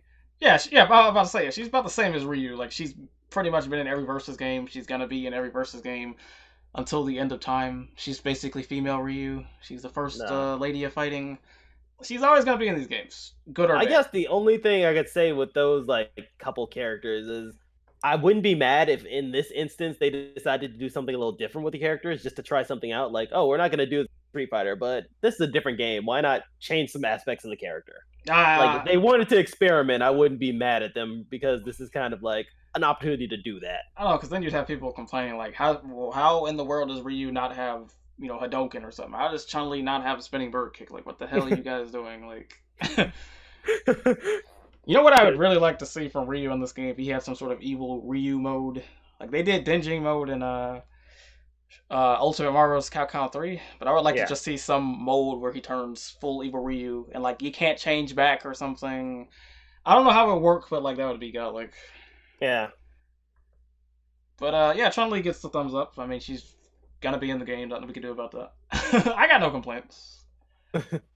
Mike Hager. Okay, I definitely got some complaints. You're gonna have to get on this because this Final Fight was definitely not my area of expertise. This is lazy. Like they had so many Final Fight characters to use, and they just picked Hager again. You can make the argument that Cody or Guy were already in Street Fighter, but like I don't care. You could have used Maki. Like people have been asking for Maki for years. I don't know. There's nothing wrong with Hager. He's the mayor of Earth. He's hyped to watch with the pipe, but at the same time, I don't know. This is just lazy to me. He got like maybe one new move. I don't know. This is just a lazy pick. They could have used anybody for Final Fight, and they just picked Hager again. I mean, at least throw another Final Fight character in the game, but no, it's just Hagar. Excuse me. Just soloing again. I don't know. I don't like this. This is probably like really controversial. Like I think enough people agree with me on Spencer, but like I don't know. I think Hager, they're like, that's fine. I don't know. I mean, that's how I feel. I'm not really big into Final Fight, so having him there or not there versus like any other character from the franchise isn't really a deal breaker to me. But I definitely get what you're saying, where you're like, oh, there are these other characters you definitely have thrown in instead. Like, Maki would have been good. Cody or Guy, I don't care if they're in Street Fighter, they would have been good. I don't know. Hager to me is just lazy. I don't hate the choice, but I don't like it either. Yeah. Like, you're not going to lose sleep over it, but you definitely wanted to see a different. Agreed, yeah. So, the mayor gets not a thumbs up, not a thumbs down. He just gets just some sort of weird... It's a shrug. He gets a shrug from me. Let's see, Zero from Mega Man. I am hyped for this. I mean, he's slowly turning into like Dante. You can't really not have him in a versus game. I mean, people like Zero. He's usually top tier. I feel like Zero people enjoy a lot. Yeah. Like his design just looks cool. I mean, I personally have no attachment to this character, but I have no issues with him being in the game. I mean, I just feel like he's going to be in every versus game from now on. I mean, it's hard to complain when Mega Man X is in the game, like, at last. Yeah. I'd say now if they would have done like Zero and no X, then maybe you'd feel a different way about it. But yeah, he's definitely getting to that point where you just can't like exclude him from the game, or exclude, I should say. Everybody likes him, so he gets the thumbs up for me. Good guy. Good guy. He's a good guy. He's a good guy. He shows up and you're like, all right, cool. Why not? We got Mega Man X. Who's gonna complain about this? They finally put Mega Man in a goddamn Marvel game. Since Marvel 2, anyway. I say yeah, since 2, right? So thank God he's in something. Do we know why he was missing from 3? I don't know, because Capcom likes to troll. Like the same reason we got box art Mega Man and Street Fighter Cross Tekken, because Capcom likes to fucking troll. They knew we wanted Mega Man, so you know what we'll just make him a costume for Zero. There you go, Mega Man's in the game. Like, you bastards. I think once they kind of settled down on having the sort of 2-on-2 tag system, they kind of realized you got to have both these guys here. That's what I'm saying. X and Zero, they should be Ryu Chun-Li. Just pencil them in for every versus game, and like not too many people are gonna complain. That's fine. So I mean, X gets the biggest thumbs up I can give. Yes, like thank God he's in the game. Man. So finally, Capcom using Mega Man as good as Nintendo does. Nintendo showed them the blueprint, and they're like, right. I guess we should do that. Man, Nintendo using it like one of their IPs, I swear. I got Strider, Hiryu. No complaints here. I mean, they're gonna put him in every game. Yeah. I mean, I feel like he's easy to put in, too, so you're not really gonna see him moved out of the games. I mean, Maximilian loves this dude. I mean, I don't see any reason to not put Strider in. I think I don't think the games are as iconic as something like Ghosts and Goblins, but like Strider has just become. He has just become iconic for himself. Right, like just from being in these games. So like, yeah, he's fine. I don't have any problems with this. And he looks pretty godlike in this game. I don't think I'm gonna play him, but yeah, he gets the thumbs up. Okay. I got Frank West. I think the Japanese people really love this dude. I have no attachment to him again. Marcus Marcus is gonna be happy this dude's in the game.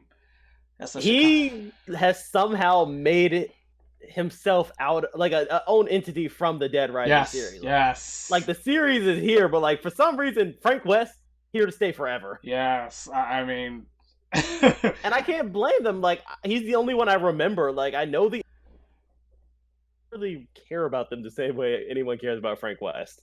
Yeah, I don't think the dude from the second game is ever gonna get into like one of these games. Nothing more than a cameo. Or like the guy from Dead Rising 4. Just like no point. I forgot there was a Dead Rising 4. But anyway, yeah, Frank's just he's just I guess he's just like Hager now. He's always gonna be the rep from his respective series. Yeah. And I don't think anyone's gonna complain. No, I don't have any issues with this. Like I said, Marcus is definitely gonna love this. Good old Melos. Who's next? Jeddah. Darkstalkers. This is good. This is godlike actually. I mean, it's not Morgan, so there you go. Like having Morgan and Jeddah is good. Like I said, Morgan's gonna beat it to the end of time, but it was nice to not see. Well, you know what? I actually like Felicia. Hasenko doesn't work for the Versus series. She's too goddamn slow, so it's good that she's not in the game. Felicia was already in Marvel 2 and Marvel 3, so that's fine. She can. Yeah, I remember her from 3. So yeah, Jeddah's good. I would have took Dimitri too from Darkstalkers, but Jeddah's good. This is hype. He looks already top 5 just from. Oh yeah, he looks so broken. He looks so busted already just from watching the pre-release footage. But I mean, this is good. These patches are gonna be fun. Yes. So personally, I have no complaints with Jeddah. This was a good pick. This is one of like the few good picks. I mean, the few good new characters besides X that Capcom put in. Yeah. So this is good. So I mean, looking at the list, we really only had an issue with like 3 characters on the roster. Pretty much. I got Sigma 3, here. maybe 4 if you count Chris.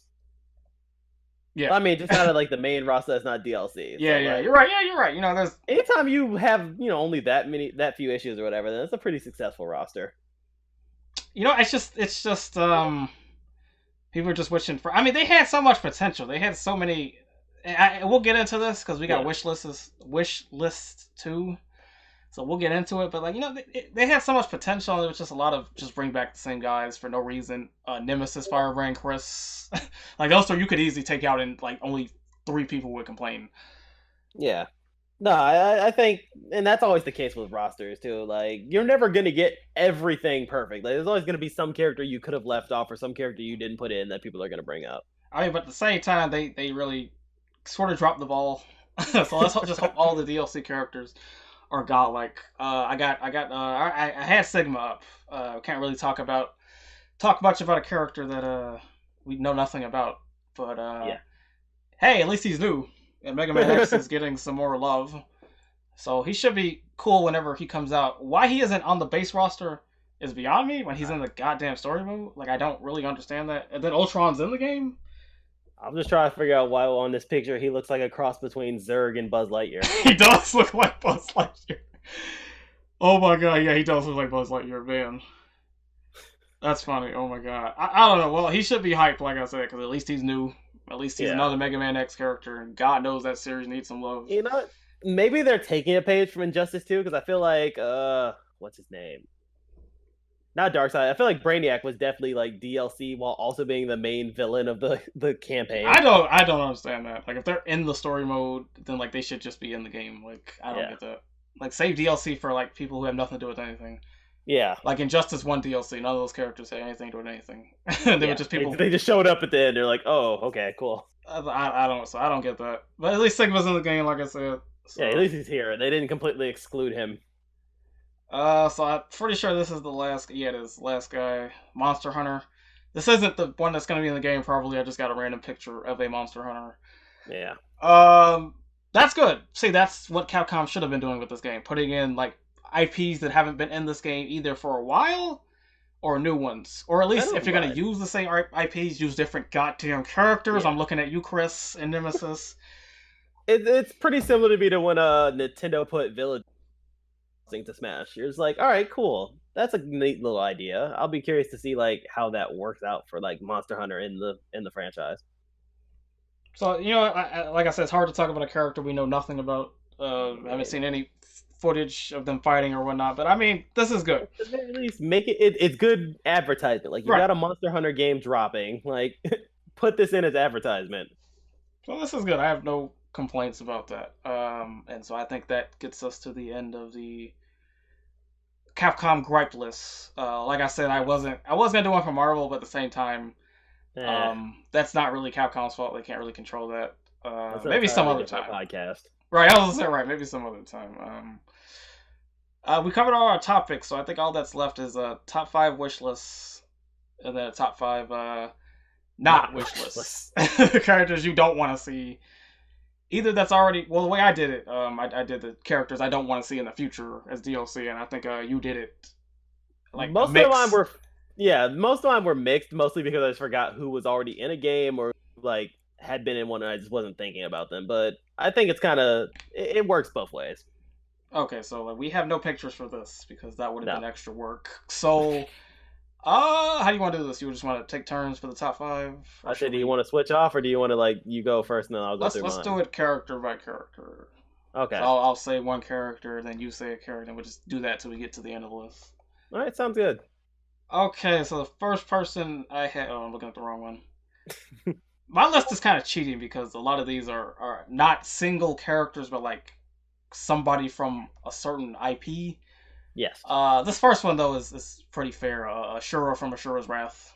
Like I have no idea how he didn't get in the game. Like that was just so free to me. He seems like so built for this too. I mean, they did the whole crossover thing with Street Fighter 4 back in the day. I mean, how does he not get in this game? Like maybe he'll be DLC. Maybe he's one of the DLC characters. I hope so. But how does he not get in the base roster? But like Spencer does, or Chris does, or Firebrand does. Like I'm not gonna let Spencer go. I mean, I mentioned 2 characters with him in my. I know. I'll just say, like, how does Ashura, not only is he not announced, he's not even on the base roster. Like that. That was a major whiff to me. Like that's what I'm saying when I say Capcom, they had so much potential to get their side of the roster right, and they just fucked up. Yeah. Like Ashura would have been godlike. Because like you said, he was handmade for this game. Yeah, he seems handmade for like this type of environment. He would have been so sick. I would have mained him day one. I don't get it, man. I think a lot of people would have. Like that's a major. That's probably my biggest one on my list. I think for my first one, I went with a franchise with Breath of Fire, specifically the main character Ryu from Breath of Fire 3. Mostly because it's just a cult classic RPG from the 90s that I feel like people have kind of forgotten about. And if anything, I think this game should be a vehicle to remind people these things exist. See, I'm not gonna lie. If you're Capcom and you gauge interest in this and people are like, oh, I'm glad you have a Breath of Fire character in there, maybe you make a new game eventually. Yeah, I'm not gonna lie. I never played no Breath of Fire characters. So I can't. No Breath of Fire games, excuse me. So I can't really comment. I played a couple during the 90s for PS1, and like that would seem like a great way to like A, remind people these characters exist, and B, figure out if people actually want another one of these. Like if you would have seen a ton of people maining like Breath of Fire characters on this game, maybe Capcom would be like, oh, maybe we should make another game because we have a ton of new fans now. Okay, that's an interesting remaster all of these other games that we have. That's an interesting idea. That's somebody you wouldn't expect in one of these types of games. It reminds me of Tatsunoko versus Capcom when they put in Kaiji no Soki from Onimusha. Like that really threw me for a loop. Like wow, Onimusha in a versus game. Oh, okay then. Like, yeah, okay. And I would have gone Onimusha. Like they didn't make my top 5 list, but that's definitely like an honorable mention. Like anybody. Yeah, I was gonna say they didn't make my list either, but yeah, like another Onimusha character would be cool. Yeah, you know what? But like yeah, Breath of Fire. That would have been an interesting idea. I'm sure a lot of people would have went like, "Who the fuck is this?" Yeah, a lot of people would have been like, "Who is this?" And then if they would have taken the time to look at the game, it looks kind of dope. Like, who doesn't like '90s JRPGs? Yeah, that's fair. I mean, yeah, that's not a bad one. That's a pretty good one. That's probably like the only like deep cut on my list. Everybody else is kind of like, yeah, you might know them, you might not. Okay. Well, second thing I had on my list. This is one of my cheating selections, but I just had a rival school character. Batsu, Kiyosuke, I would take Hinata. That's a desperate one. Akira, I would take just some sort of rival schools representation. Like that series was awesome. It even played almost kind of like Marvel. You had the air combos, you had the aerial raves, you had the supers, the team supers. I mean, it played a lot like Marvel. And Tatsunoko versus Capcom got it right. That game had Batsu. CVS2 got it right. It had Kiyosuke in a game that plays nothing like Rival Schools, and it had Kiyosuke. Like, so how the hell I don't know. This game should have had some sort of Rival Schools character.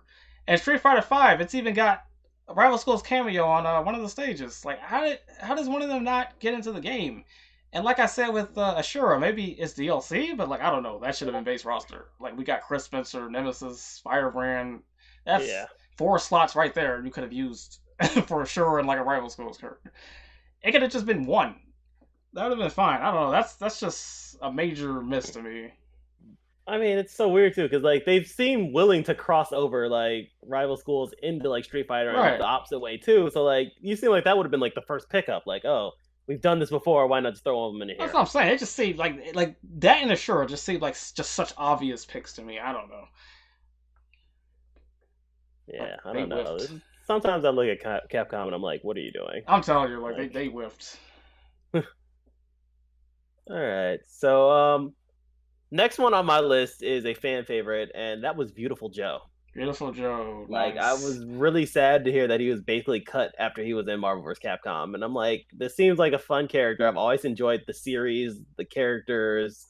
I wouldn't mind seeing either him or Sylvia from that franchise being a playable character in the games as DLC. It just seems weird that they would have him, and I'm pretty sure the response, like, for fans was high with him in Marvel vs. Capcom 3, and they just, like, completely left him off the roster. I mean, he was one of the first people they complained about, like Firebrand gets in, but not Beautiful Joe? I've seen that.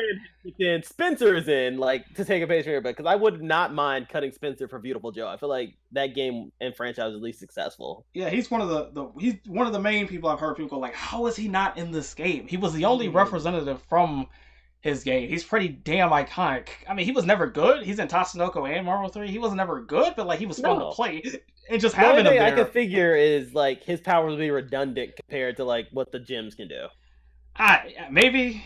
But that would have been fun. Like imagine if they would have busted him in story mode and he gets a hold something or the space gem. He'd be like, "Oh, I can already do this, and now I can do it even better."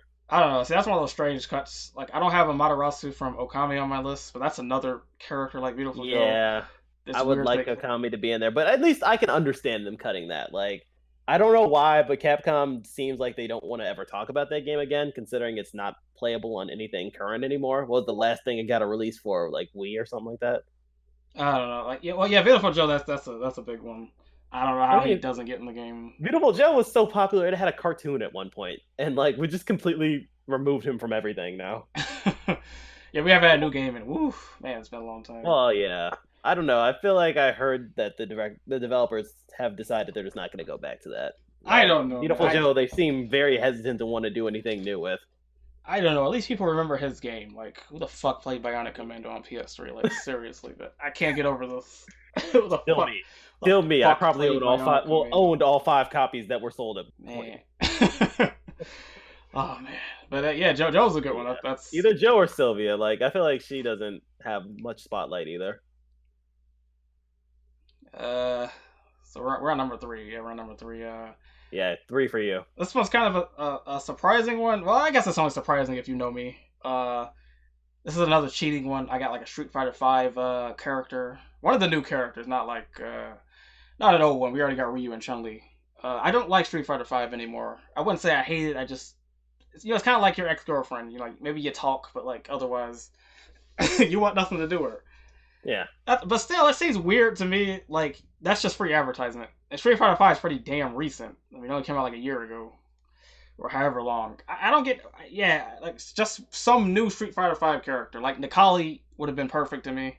I remember way back in the day when the game first came out. I remember one of my friends saying, "If they ever make a new Marvel game, they should put Nikali in." I was like, "Yeah, that'd be a good idea." He seems like he'd fit that game style. He kind of plays like Wolverine. Yeah. And please don't shoot me. I'm not suggesting he should take Wolverine's place or something, or he should have his moveset or whatever. But yeah, he reminded me of Wolverine. So like, I don't know. Nikali would have been perfect. I'm struggling to think. I wouldn't want Fang in. I damn sure wouldn't want Abigail in. Fuck that big fat fuck. I hate him so much. Yeah, Nikali's the only one that comes to mind. But like, just somebody from Street Fighter V. Like how Marvel 3 had C Viper from Street Fighter 4. Like that was great advertisement for that game. And she fit better than I thought she would. So, like, just some sort of Street Fighter V character. Maybe it's going to be DLC, and I'm shocked they didn't just put one in from the main roster. I know a lot of people would say that's a lot of Street Fighter characters, but I mean, who cares? I don't know. Street Fighter V is pretty new. Yeah. I guess if you want to do something strictly from 5, you'd put Laura in there. If you were just like, oh yeah, I didn't think of it. Yeah, man, she would probably fit perfect in this game. I mean, just to be like, yo, we have this character we kind of introduced here. Why don't we just throw in this? I don't know why I didn't think of that. Yeah, that'd be a great idea. Laura and Nikali, I'd do either one. I mean, I enjoy Balrog, so if you just want to throw him in there, but he seems kind of out of place. But then again, no more out of place than, I guess, Ryu. I mean, even say like that, but my argument was like, you already got Ryu and Chun-Li. That's enough veteran Street Fighter characters. Like I would, basically, if you were to put another one in there, just someone from 5, yeah, would make more sense to me. Like Laura, Laura, man, that's a good one. Guile, just to have Guile's theme go with everything. Oh god. But no, yeah, I think Laura would have been like the go-to like idea. Like, oh, we have a character, she's popular, she's Street Fighter 5, like to the core of her character. Throw her in there. So I mean, yeah, that's my third pick. I'm shocked they didn't. I mean. That just seems, I don't know, all my choices so far, it just seems like, how did they not do it? I don't know. I don't work at Capcom. They make more money than me. I don't know. Alright, so my third one is kind of cheating as well. I took a vein from your book, but I wanted to see an additional Resident Evil series rep. God, like, not Chris. Damn it. You stole my 5th one. Shit. Specifically the 2 that came to my mind, because I had one, and then I like had a second one, which was what prompted me to go for just the series in whole. I think Shiva from Resident Evil 5 would have been a good one. Yeah. Or just bring Ada Wong in. Like Ada Wong, wow. They're both badass, like ass-kicking female characters that Capcom does not seem to want to remember. Like, if you would have brought either of them into the game, I think you would have had an instant like level of fans that just would have rushed over to be like, all right, we can play, popular waifus, like right here. And yeah, you totally stole my 5th one. Well, might as well talk about that now then, since that's off the list. Like I said, I would have rather. I guess we kind of cheated because we already talked about this earlier. Yeah, that's why I didn't want to get into like who I wanted in there from. because I knew it was coming up on my list. I mean, I like. And some people are gonna say that's too many Resident Evil characters. I remember when Nemesis came out, they were like, "Wow, that's 3, friggin' no, that's 4 Resident Evil characters," because they had Chris, Jill, Wesker, and then now Nemesis. Look, I don't care. Like, if you're gonna not waste roster spots, but if you're gonna, excuse me, if you're gonna have Chris and Nemesis in, then at least put some third person in that makes it all up. If they would have ripped Nemesis out and put Shiva in there and just gave like her some type of like thing to do together, like that would have worked perfectly. That was basically all of like Resident Evil 5. Like, it was just like the two of them working together. Like, I know it would be 3 characters, but it would really, to me, make up for it. If Leon was DLC, if Wesker came back, if Jill came back. I mean, it would still suck having Nemesis in 2017. I still don't get that, but I don't know. Like, I can at least justify Chris because he's the main character, but to have him and Nemesis is just weird. So if you added that 3rd DLC character, that would be pretty cool. Yeah, I mean, and who doesn't want to see Ada Wong like just chilling in a game? See, if you did that, I would want Leon in, like Ada by himself. Leon and Ada would definitely work well together. yeah, it's like having Nemesis by himself, which is weird to me. Like, I would take Ada, but not by herself. Yeah. I don't know whose turn it is. I kind of hijacked your turn. I say you jumped in, so I guess I'll go to my next one. Yeah, go ahead. Yeah. And I said Regina from the Dino Crisis series. Oh wow, that'd be a good one. Like, she's a forgetter. She's kind of forgotten, but like it just reminds me of a time I probably shouldn't have been playing. Like they were just rated a little bit too ahead of me. But like I think that character would definitely be one they could bring back in. And same thing as Breath of Fire. Like these are franchises we've had for a while. We haven't done much with them. Why don't we just bring a character back and like show them off here? Yes, she'd be one of those characters people would be like, I don't know at first, but then she would grow on her. Yeah, she would grow on you. I mean, she'd be at bottom of the roster to start, but like just including her in the game is a step in the right direction. I mean, I like that idea. Yeah. I like that idea. Like it's kind of what you have these games for anyway, is to like remind people of these franchises. Besides, hyping Marvel properties. I mean, and even if it's old, at least you're using your IPs. Like using your IPs that you have. That's what I'm saying. Like you wouldn't even have to put her in this game if like people really didn't like it that much. Spencer.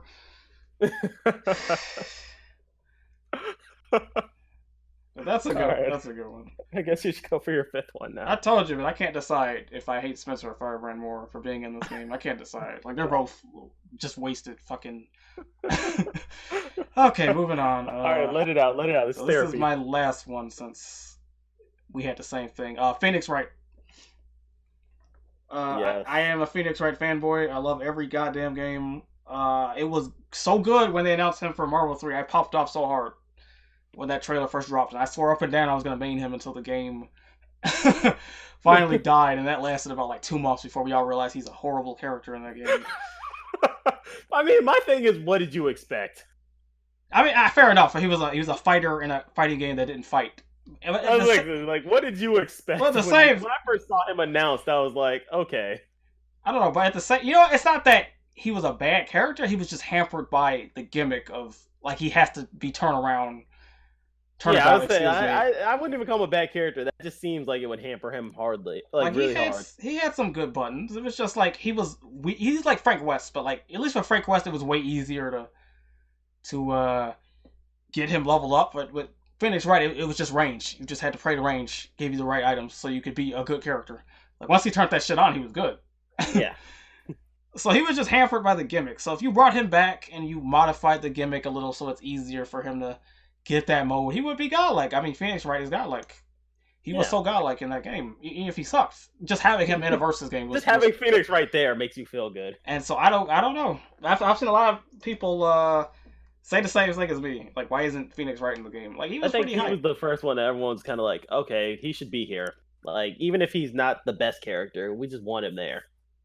I mean, some representative. I would even take Apollo Justice. Okay, I read your thing. I'm kind of cheating, but I saw that on the bottom. I'm like, ooh, we won't get into that. So we'll get to that later. But I would even take Apollo Justice just to have somebody from this series in the game. But I really want Phoenix Wright. Like he was really hype.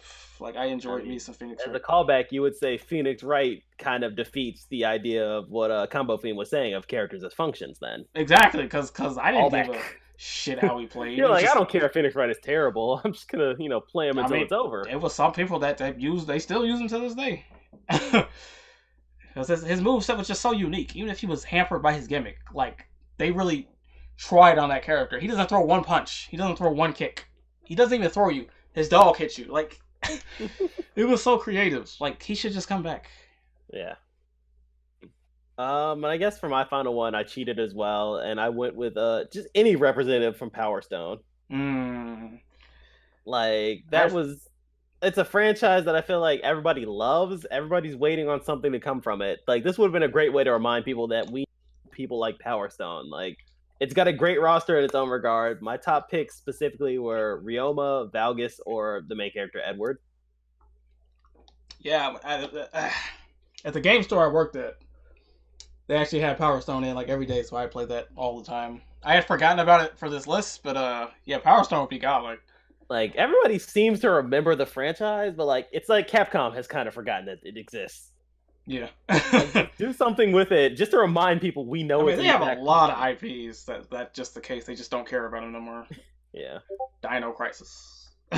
That's like Dino Crisis has not seen a release since like mid 2000s, I think. That's just how it is. I don't get it, but I don't work at Capcom like I said, so I don't know. Yeah, maybe it's something I don't know. Maybe they're like, oh, these are very failed franchises. We're just never gonna do them again. I mean, it's better than putting in, I don't know, Nemesis, like Firebrand, like really. I was say Firebrand. Spencer. Oh man, I'm gonna get a lot of comments like, bro, like, why do you hate Spencer? Like, why do you have a hate motive for Spencer? I don't hate Spencer. It's just he shouldn't be in this game. I have nothing against Spencer. It's just I don't know. You know what? This is bogus to say, but I feel like if Combo Fiend did work at Capcom, Spencer wouldn't be in the game. I'm just saying. I'm just saying. Oh my god. Anyway, I think we got to the end of our wish list. So it's time for the top 5 people do not want in this fucking game. Or people who are already in it and we wish they weren't. I guess I'll lead off on this one then. Cool. So my first one is definitely going to get some flack, but I said Rocket Raccoon. I know he's in this one. I know he's been in 3. I love the character. I just don't think he needs to be in a fighting game. You don't need him here. Like, as someone who reads the comics, enjoys the comics, the scheme of his character does not fit this idea. Like, I understand he's a shooter. Like, he shoots things. He's really good at doing that. You don't have to put him in a fighting game, though. You know what they could have did? You have somebody like Star-Lord or Gamora, and then during one of their supers, you have him come out and he does stuff. Like, Star-Lord bringing Rocket out for a super makes sense. Like, in the comics, Rocket has taken over running the Guardians at times where Star-Lord's like unavailable. If he just would have like thrown in and been like, all right, cool, Rocket, go do some stuff. And you know what? A lot of people felt that way when he got announced for Marvel 3. Well, firstly, nobody knew who the fuck he was. I was one of them, like, who the fuck is this guy? You're like, who is Rocket Raccoon? And then you went back and watched Guardians of the Galaxy. Cool. And then, secondly, yeah, it was just, it just felt like a shot out of left field. Now we get it. They were trying to advertise a movie that wasn't out yet. Yeah. Black Panther. But, I don't know. A lot of people love him. I think. I mean, as I said, I can understand it's a very unpopular opinion. Like, I'm willing to go out there on that limb. But no, the person you got on the list, the other person, that's going to be way more, like, people are like, what the fuck is he smoking? But, I mean, I see what you're saying. Like, he is kind of weird for a fighting game. I can tell you Marvel 3 players hated him because, like, he had this weird hitbox and he fucked up all your combos. So you had that's the other thing, too. Like, it feels a lot like, having Krillin in a video game. It's like, how am I supposed to hit you? What am I doing? But, yeah, I guess I'll go. I got, no, all mine are people are going to hate because, I only got 4 actually. I couldn't think of 5 in time for this. I only got 4 on a top 5 not list. It means you're going to freestyle the last one. If I think of it in time. Top of the dome. So mine is Captain Commando. Like, I know people are going to punch me in the face for this, but, like, The only reason people want Captain Commando in the game is because he's got his Marvel 2 assist. He hasn't been in anything. He was in Project Cross Zone 2, so I guess that's not entirely Okay. true. But he hasn't had his own Give my game man in his like respect. fucking 3 decades at least. I mean, I don't know. I don't see the appeal. Like, he doesn't look cool to me. I don't like his attacks. I only used him as an assist character in Marvel 2. I don't know. Like that. I know it's gonna be unpopular, but I don't want Commando wasting a slot in this game. Like, I'm sorry. Like, I'm gonna be upset if they put Commando in the game. There aren't even assists in this game, so like, I don't know. I'm just saying. I mean, they could have put Mac the Knife in instead. Oh my god. Jeez. I just, like I said, he never appealed to me, so of course my opinion is biased. But like, Yeah. a part of me just feels like Combo Fiend, and you just want the function. You just want the assists in a game with no assists. Like, I don't know. It goes both ways. I don't know. So I'm sorry, y'all, but that's how I feel. I don't want Commando. All right. So then I guess my second one was a split, both Venom and Carnage. Oh wow. I think they are overplayed in all franchises. They show up anywhere Spider-Man has been, will be, or will ever be. They just suck up his sloppy seconds. I feel like you can do a Spider-Man in a franchise without bringing Venom or Carnage. Or if you're going to do it, give me Agent Venom. Like, put Flash Thompson in a suit and, like, make him his own character. Don't just make him symbiote fucking Venom. All right, and everybody out there, in his defense, he didn't know Venom was on the leak list, and he didn't know I the did story not. mode I hadn't was looked. about symbiotes. I didn't know that until literally before this podcast, because I don't give two shits about the story mode. No. So like, it was in his defense. That's how he feels. So I mean, yes, if you're gonna make it like story centric, then I guess I can allow it. But like, this is bigger than just Marvel vs. Capcom. Anytime Spider-Man shows up somewhere, you can bet Venom's gonna be there. Like, people will just they can't let the two exist on their own. I mean, because Venom. I gotta disagree with you. Venom is just cool as shit. That's why. I mean, that symbiote, his powers. I mean, I'm glad he's in the game. Like, he was so hype in Marvel 2, even if he wasn't good. I don't know. He should have been in Marvel 3. I don't know. Venom's hype. I would have took Carnage too, but like, Venom's hype. I guess I'm dealing with Venom fatigue. Where like he's everywhere, and I'm just like, okay. Well, you know, I guess that's fair in your defense, because I don't really read comic books like that. Like, I'll pick one up every now and then. I mean, it's like that's one of the biggest things that's like happening with the Marvel universe, like in movies. Like, they've done Spider-Man, and they have yet to do anything to talk about. Well, we're gonna bring Venom in, which is like great. Like, you don't have to. Spider-Man can exist on his own. He doesn't serve as a vehicle just to bring Venom into the story. I don't know. Then we get fucking movies where the main villain's the Lizard and shit. I mean, now Sony's doing their own Venom movie, Okay. so like that exists. Like, let's look at Yeah, but yeah, that's me. Just like, it's fatigue at this point. It's similar to how people feel about Batman. Like, as a hardcore Batman fan, I don't feel it, but like, people get Batman fatigue where he's in everything. You're just like, could you stop? Yeah, that's gonna be a controversial one for sure when I upload this. I mean, But that's all right. Go ahead, send the flag to @Black Otaku, like BLK Otaku. Do it. I'll put his Twitter in the description. You can talk all the You shit can you go want. ahead, talk all the smack you would like. Just make sure you click the video and watch it numerous times. I mean, but people are gonna hate me just for my next choice. I got Jin Saotome. He's the guy from Cyberbots. That's what the game's called. Jin Saotome. People have been saying, man, I really wish they would bring him back in the game. I wish he was in Marvel 3. And I'm sitting here like, why the fuck do you want this obscure-ass character in this game? He was hype in Marvel 2. I played him. I'm not gonna like sit here and tell you I hate him or something, but at the same time, why? He's like Spencer to me. Him and Captain Commando are like Spencer to me. They have not been relevant for fucking years, and you put them in a fighting game from 2017. I would not I don't understand that. So I do not want him as DLC. I'm sorry, people. You're gonna hate me for this. I just don't want Jin. He was hype in Marvel 2. Don't get me wrong. He was hype in Marvel Superheroes, or I mean Capcom. I mean, whatever the fuck game he first came in. I get confused, but I don't know. I don't want him in this game. I'm sorry. Like, it would just be so out of left field. I would be like so goddamn irritated if he was in this game. Because people really like. Let's just add everybody from Marvel 2 in this game. Like no, come on, man. Just leave them. Like, Marvel 2 came out like 2 decades ago, and even then they were just reusing characters from the old fucking games. So just leave it alone. Like, I don't know. I can't do it. I can't do that.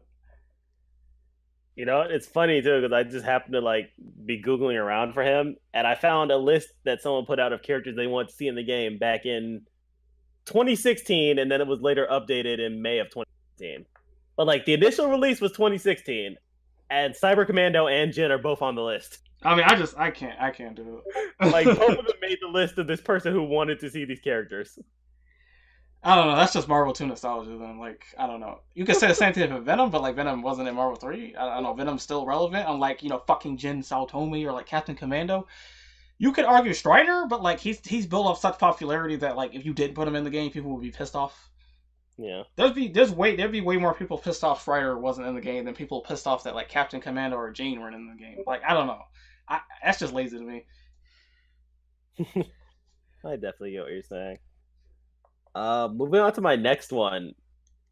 You talked about him earlier, but I said I don't want to see Apollo Justice in the game. Ooh.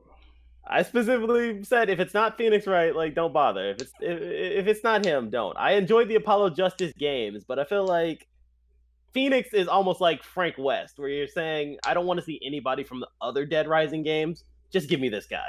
That's fair. That's how I feel about Phoenix Wright. Like I love the games themselves, but like if it's not Phoenix Wright, don't put him in the game. I'd rather see Edgeworth in the game than Apollo. That'd be interesting. Yeah, that'd be interesting. Like if it came down, like I got nothing against Apollo, he'd be a close third. If it came down to either you get Apollo or nobody, I would just take Apollo.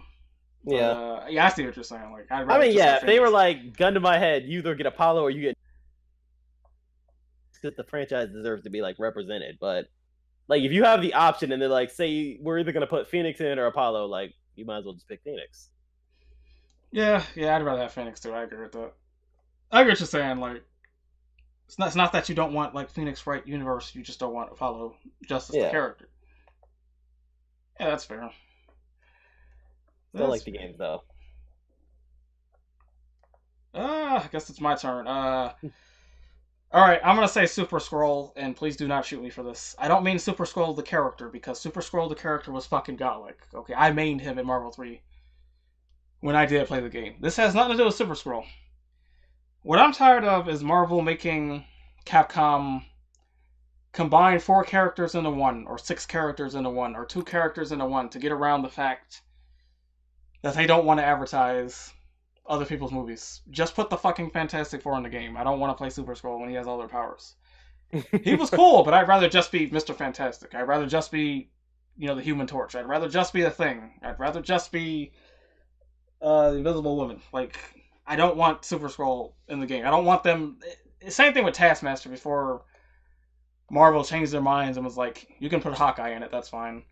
Like, don't put other characters' moves on another character just to cheat and not put those characters in the game. Like, the Fantastic Four deserve to be in the fucking game. Like, at least some of them. 2 of them at least. Come on.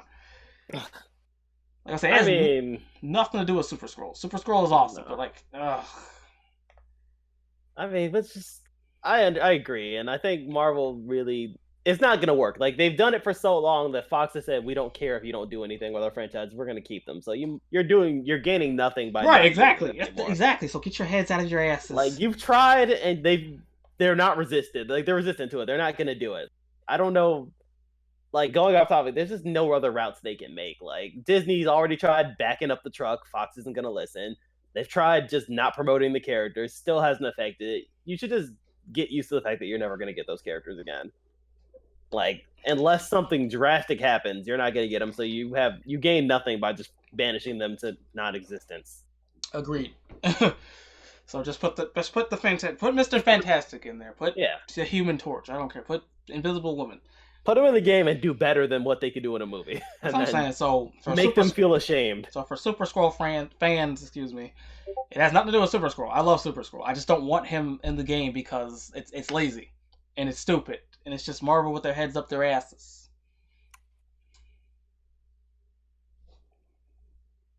All right, so my next one was Alice from the Resident Evil movie series.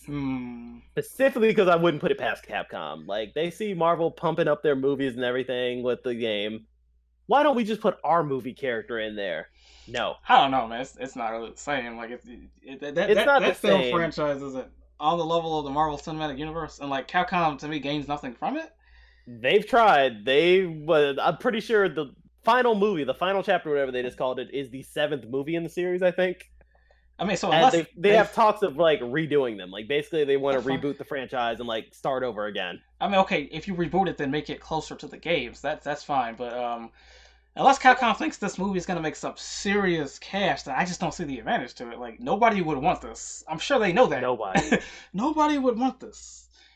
Like Nobody. But if the at the third same Resident time, look deep in your heart and tell me you don't think Capcom would try it. it seems like a Marvel move more than a Capcom move. Marvel would do this. I don't know about Capcom. I don't know, but Capcom's so scumbaggy. Maybe they would. I don't know. Just Not imagine taking an L on the movie franchise. Like, just imagine if Alice was the third Resident Evil character. Oh my god. You just break the fucking disc in half. I mean, she's met most of the main characters anyway. They just break the disc in half. Over Jill, over Claire, over Wesker, man. People would just write like, it. oh, guys, but we have Alice here. Like, no. I mean, fortunately, I just don't think it's going to happen. So I really don't either. This is more of a just a please don't. No, you're right. You're right. Yeah. That's fair. They'd never be, like, crazy enough to try it, I hope. Like, that would be such a Marvel move. Like I said, unless Capcom takes this movie, it's gonna make some serious bucks. I don't see it. I don't see the advantage to it. I mean, they must think so, since seeing as they like ended the franchise, only to announce, well, we're just gonna reboot it. If it's closer to the games, then that's fine. That'd be cool. I mean, they have ones that are close to the games. They're all the CG animated movies. Oh yeah, those are good. Those are really good. Those are amazing. Like, the Generation was so good, even though Claire does not. They got a new one coming out now. Do they? Yeah, there's another one with Chris that's following Chris, I believe. Nice. Yeah, the Generation is so good because I'm such a Claire fanboy. She's my favorite Resident Evil character. And she's in the movie, right? She doesn't do much to the end, but like still, it's just got. She's there. She's there. Okay, then moving on. My fourth pick, the Inhumans. Any Inhumans. I don't want no Inhumans. Like Marvel can spin it however they fucking want. These are just discount X-Men because they don't want to use real X-Men. No Inhumans. None. Absolutely none. Medusa looks kind of cool, but no Inhumans. No Inhumans at all? I mean, you don't want... Okay, you can put Inhumans in there, but not before the fucking X-Men. If you do like some X-Men DLC pack, and you have enough X-Men in there, then you can do Inhumans. But like, not before the X-Men, because I'm gonna sit there and go like, these are just fake X-Men. I don't want to play them. I mean, you haven't longed to play a Squirrel Girl. I would like to play Squirrel Girl, but I don't really want to be Medusa. Whoever the hell else they got. Like, no Inhumans. Like, not until they put X-Men in. Like, no goddamn Inhuman.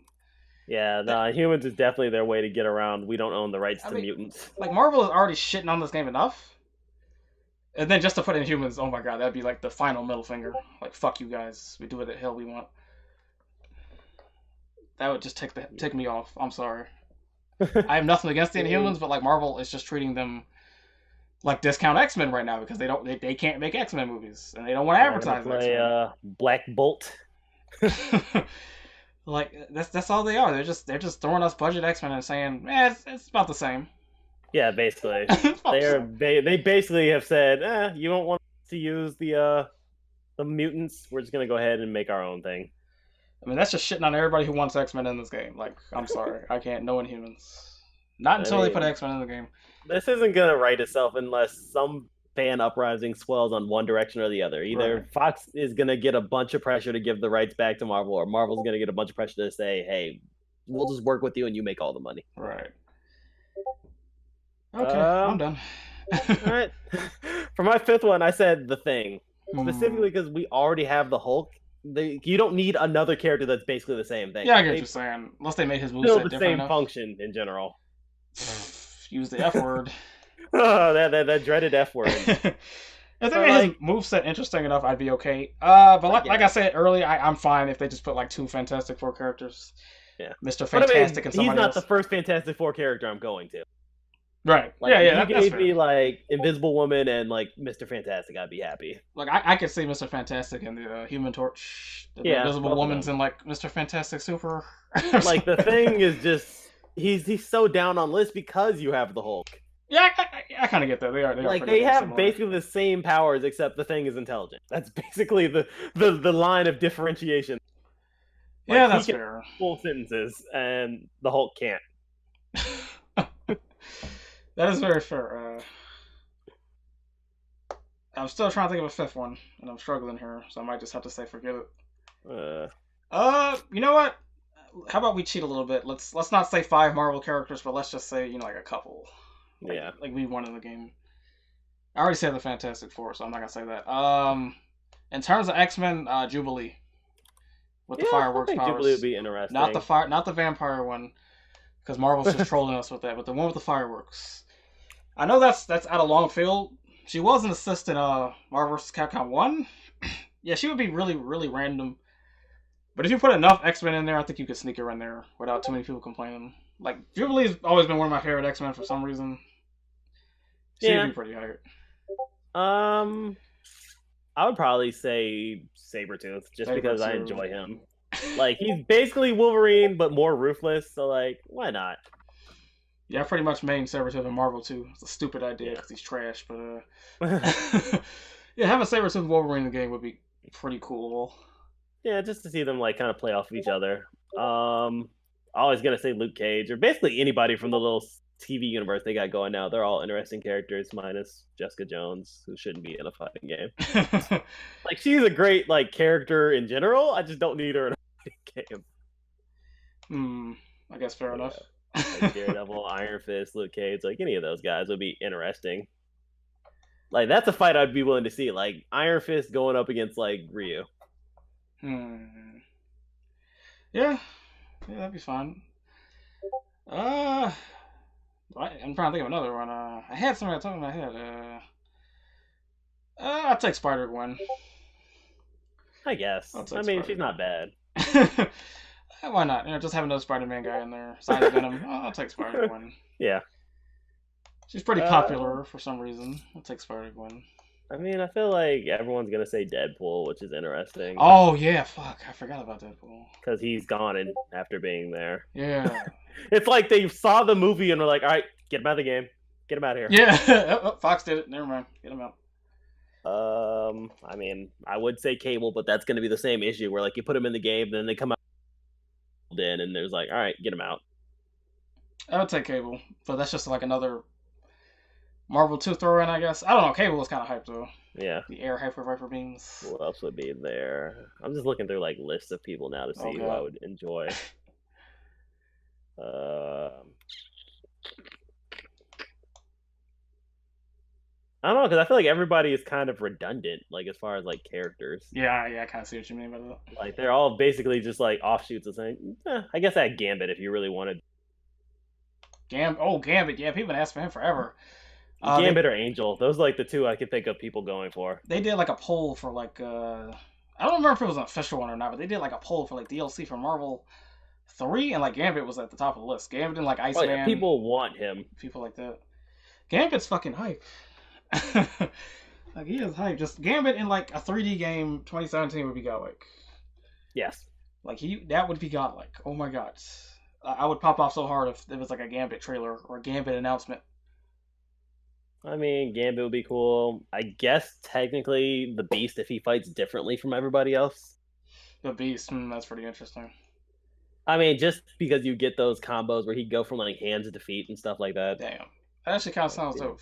I mean, hell, just X-Men in general at this point. Fuck. Yeah, so like, just get use of the X-Men and go for it. Yeah, just suck it up. We want the X-Men. We'll pay money for the X-Men. People will pay if you sold maybe 6 characters. That kind of sounds like a lot just for one side of the game. You would have to come up with 6 extra Capcom characters too.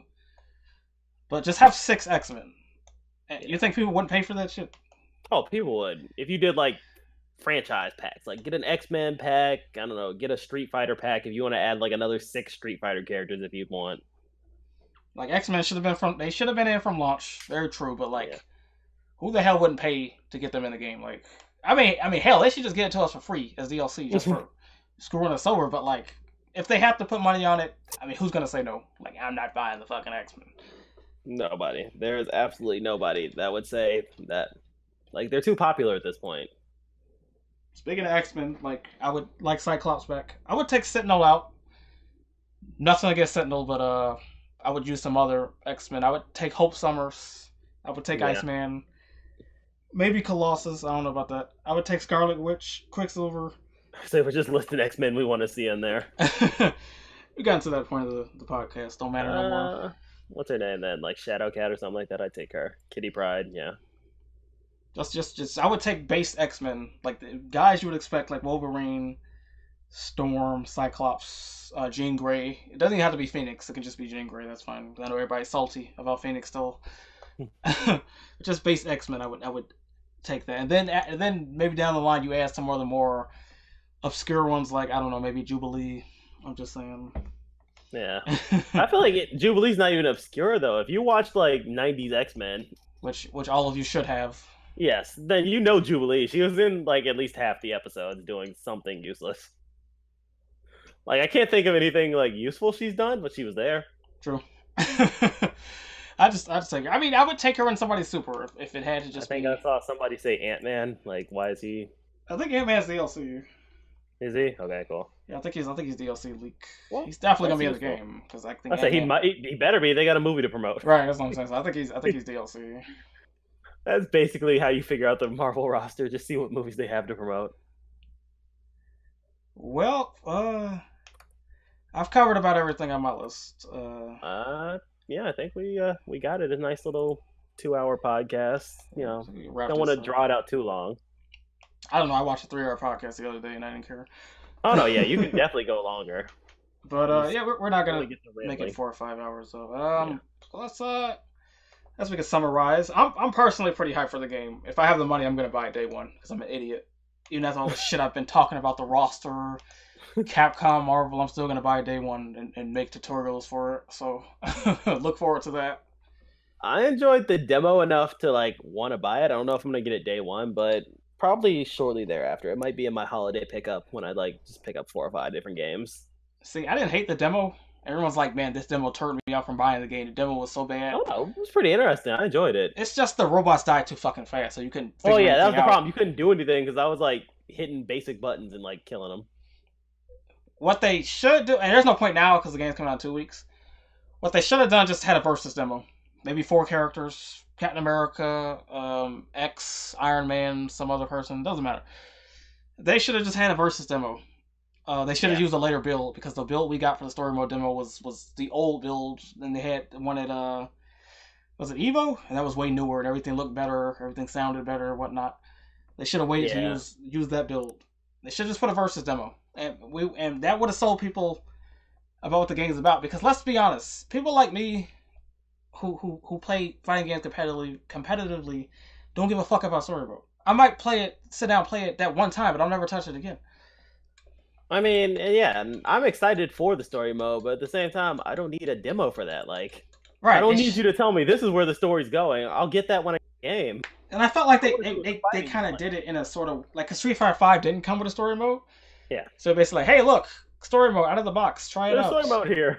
Right, try it out of the box. Like, that's not some shit you should have to advertise. That's just because Capcom does shit weird like, now. Yeah, they put weird shit in games now.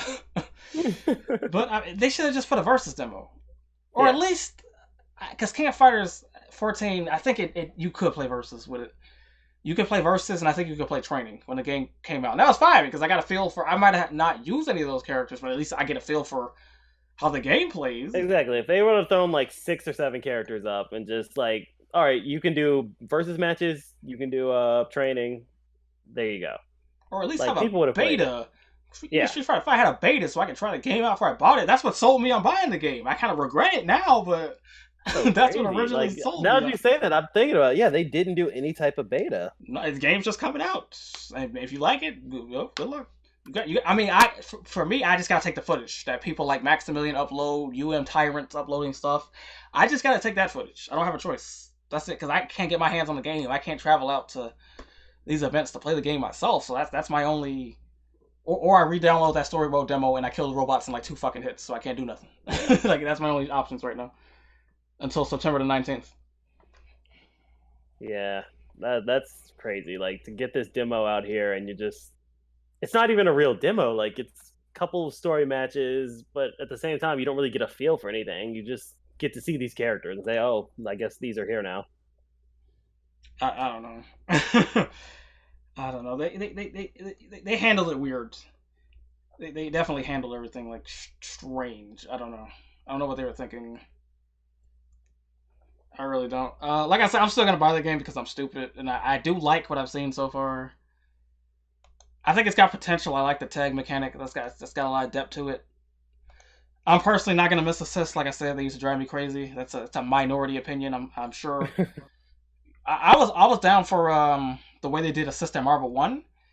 It wasn't your partners, but you picked some other character, and Yeah. then you had a limited use of assists. See, that would have let them throw in a whole bunch of characters that aren't playable, but they're in the game. Yeah, Like that would have been interesting. like Jubilee, for example. Like she's in Marvel One as an assist. You can't play her, but like she's in the game at least. That was good. If this game had did that, I would have been fine with that. And you put a number of how many times people can use an assist, so they got to think about it. I would be fine with that. But we got no assists, so that's what we got. Eh, and who knows? Maybe that'll make a return in Ultimate Marvel vs. Capcom Infinite second stage. I don't know. That'd be a really drastic mechanics to just throw in. It's like people It who really want would. them to put like parrying or like cancels in Street Fighter Five. That's like a drastic mechanic. That would completely change like how the game plays. Yeah. I don't know. I don't see it happening. No, it definitely won't. But someone will convince themselves that maybe. Well, so I guess we can wrap this up then. I gotta do my Yep. advertisements again. Plug them. I gotta plug them. So a big shout out to Dream Cancel, wonderful website. One of the few websites actually that covers King of Fighters very regularly. You can find all sorts of news, all sorts of tech on their wiki. They have wiki pages for all the characters in King of Fighters 14. A very good resource.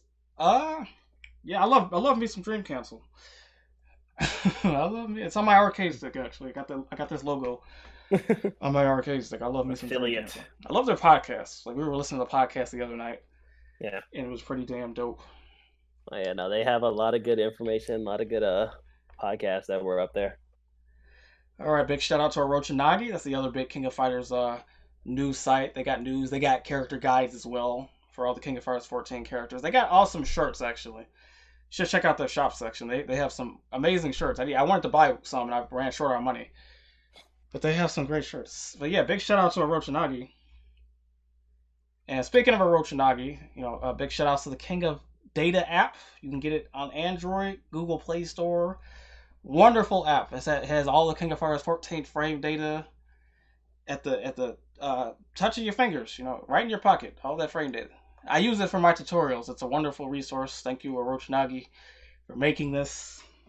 You are forever in my debt.